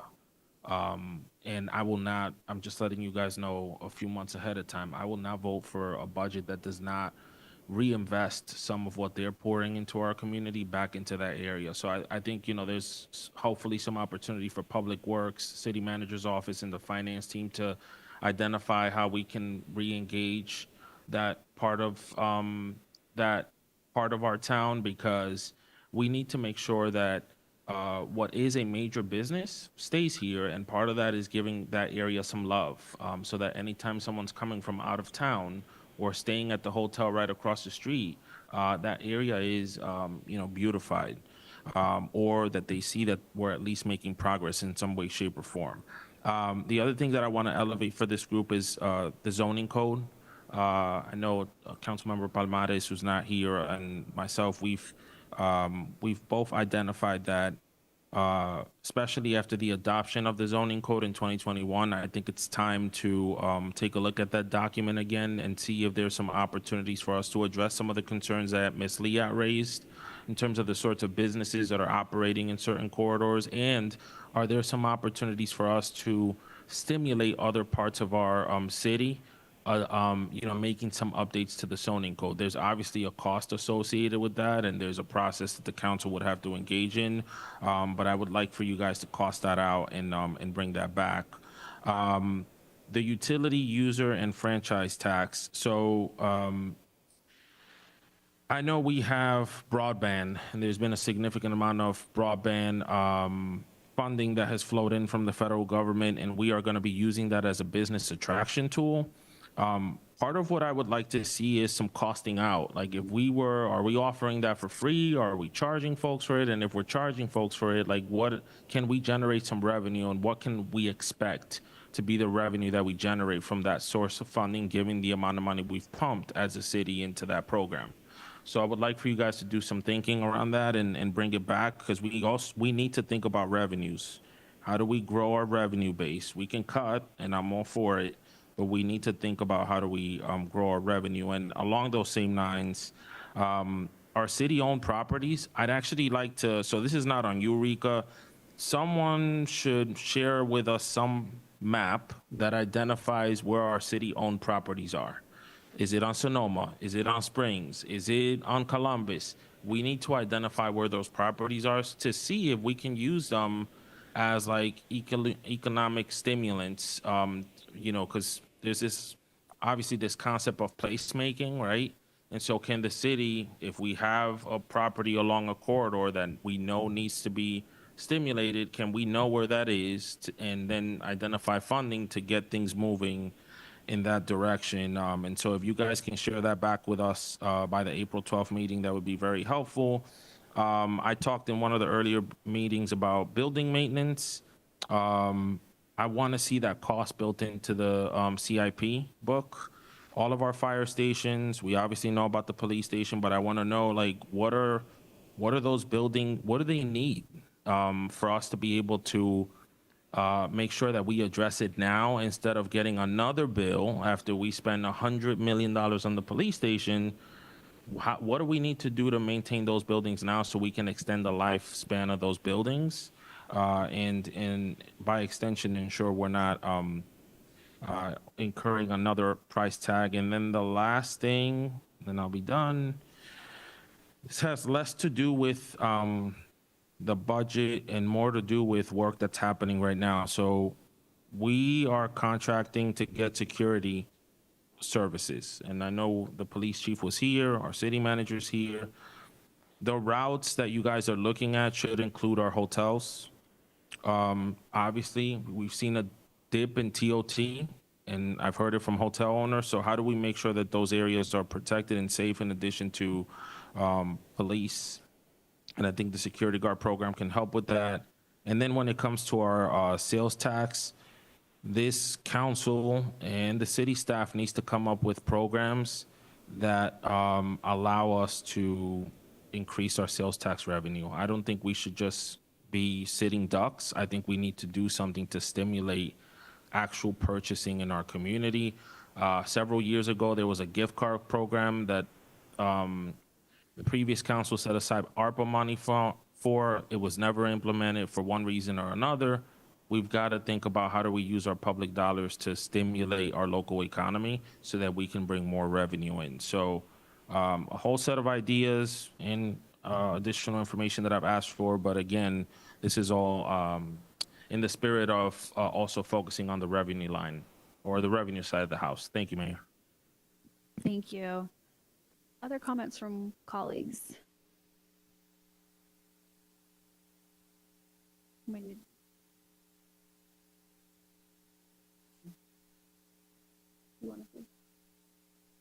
Okay, Councilmember Gordon, go ahead. Thank you. I just wanted to ask a question, if you could help me, City Manager. How can I word what I asked you about earlier? You had asked about at what point in our budget development process you would seek information on the cost of reinstituting the midnight basketball program. Yes. This is that time, if you'd All right, like city staff to bring back information Yes. for our next conversation about budget development. To- We're happy to do that. To add as an ongoing budget. And then I would like to ask a question about seeing how we could hold what my colleagues mentioned about, there's a lot of businesses that are in my district, District 6, that are just completely either abandoned or something's, it's just not active.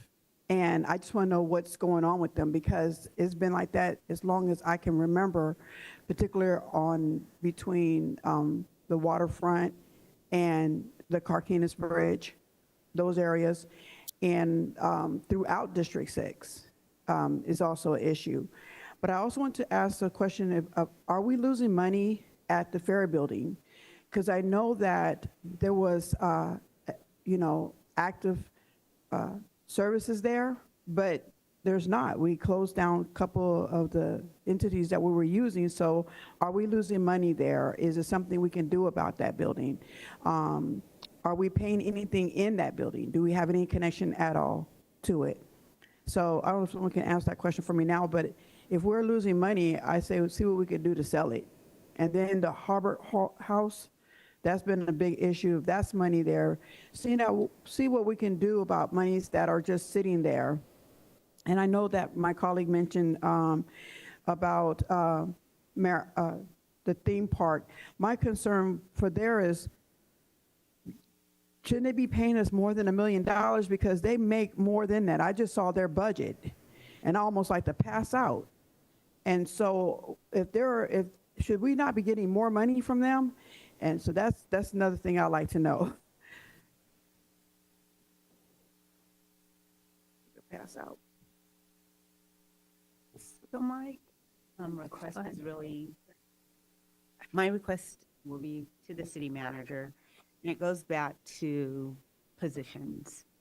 And just as an example, our mayor brought up what 2015 level was versus where we are today, and just how we've grown in other areas and we haven't. And there's always reasons why that happens. But you've been here almost a year, and what I'm expecting from you is a real assessment about our government. I think that's very important when we talk about how are we going to go forward. Because while we have many projects that, as Vice Mayor has mentioned and this whole table has mentioned, we have projects that are in the works. We have things that we need to continue to do. We have to do our day-to-day operations in our business. And part of that is around services, the level of service that we give to the public, to our community, to those who want to do business here. There's a lot of interconnection around how we'll be successful. Yes, even when we handle and become much stronger in our police department, and we can become much more safer. It's still about how well we can answer the questions, how well we can move a permit, on and on and on and on. So I really want to understand, from your perspective of being here almost a year, what should our organizational chart look like? And when you're putting out, we have all these positions, and yes, we have $6 million worth of positions vacant. The real question becomes, do we need those positions? Do we need the current positions that we have? What are we missing? What are the gaps? And really, what do we really need to be a well-run city as it relates to, as we heal, I'll just say it in that way, and we're moving forward, what is it that we need to move things forward? And without really being able to see that, it's hard to make some real fundamental decisions, because it is also about what's needed from an employee perspective to see the outcomes that we're looking for. And so I'd like to understand that from you. Thank you. Councilmember Gordon, you had one more thing. Yes, I would like within the next 3 years to find out what we need to do to build up District 6 developably. I mean, commercialize, to build business on this side of the bridge. So that is my goal for District 6, is whatever we need to do, get business there, because we can't put something into something if something's not coming out of it. And so we need to do what we need to do to build that district up, because we are sitting on a lot of monies, opportunity, and it's just going by the wayside. So I like to do, in the next 4 years, or 3 years, I should say, do whatever we need to do to help develop District 6. Thanks. All right, thank you all. I'm going to read the note from Councilmember Matulik now, and I will retroactively apologize to Councilmember Matulik because I saved his note for this time, and I think it would have been better served at the beginning of the meeting. But either way, he has said, "Welcome everyone, and thank you for sharing your Saturday to go over with us to go over our 2025-26 general fund baseline budget and hearing the results from our budget survey and participating in today's small group discussions. The feedback everyone provides will help us, the council, in making some difficult financial decisions. That is why your voices are critical to our decision-making process. Similar to each of our own personal budgets, we will need to identify what we need versus what we want within the boundaries of what we can afford. I'm confident with the guidance from everyone's input that we can make these important decisions of where we need to cut back any unneeded expenditures while also investing into our future, especially for our youth. These important decisions will lay the foundation for our immediate and long-term sustainability. Ultimately, we are looking for these determinations to lead the public safety, economic growth, and quality of life we all want for Vallejo. And that is why we are all so invested in making Vallejo the place we all love it to be and to change the narrative to know what it can and will be. Which I think actually goes very well now as well. It's a nice wrap up.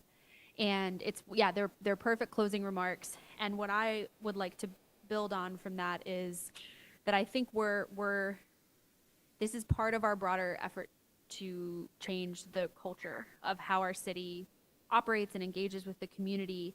And I think for too long we have seen roadblocks and taken those problems and just interpreted them and just made excuses with them. So we're saying, oh, we don't have enough money, so that's an excuse. And we just end it there. And it's not any one person, it's the city council and sometimes the community and staff and everybody. And we've just sort of taken that as well, can't do that, now we're done. And I think the way that we want to change things with this council is we want to look at a problem and look at our constraints and go, well, what are the roots of this problem? How do we address this problem within our means? How do we implement a solution, and how do we iterate and evaluate that solution and decide if we need to do something else? And so I think today is the first step with respect to our finances of us doing that, of us just not taking the news of we can't afford this or that and really having a holistic conversation about what we need to do to move our city forward, as Councilmember Matulik said, to make it what we all know it is and can be. And so I want to thank everybody that was here. And before we close, I want to see if the city manager or staff have anything to add or any wrap-up closing comments. No, I don't think so. Thank you all, council members and of course members of the public and city staff for coming here to contribute to this dialogue. It's the first step, as the mayor mentioned, with the new council in terms of charting a financially sustainable course and one that identifies what our top priorities are and where our best return on investment is. So looking forward to continuing to work with you all on the remainder of the budget development process. Thank you. Anything else from colleagues? Well, thank you. I just want to say thank you very much for this tough conversation. And I believe, remember, we're here to support staff. So the more information you empower us is how we can better support you. So the more transparency there is, it helps all of us. Thank you so much for your time. We appreciate every last one of you. Have a great Saturday. Yeah. Thank you, everyone. We're going to go ahead and adjourn, and the time is 2:17 p.m. Thank you all.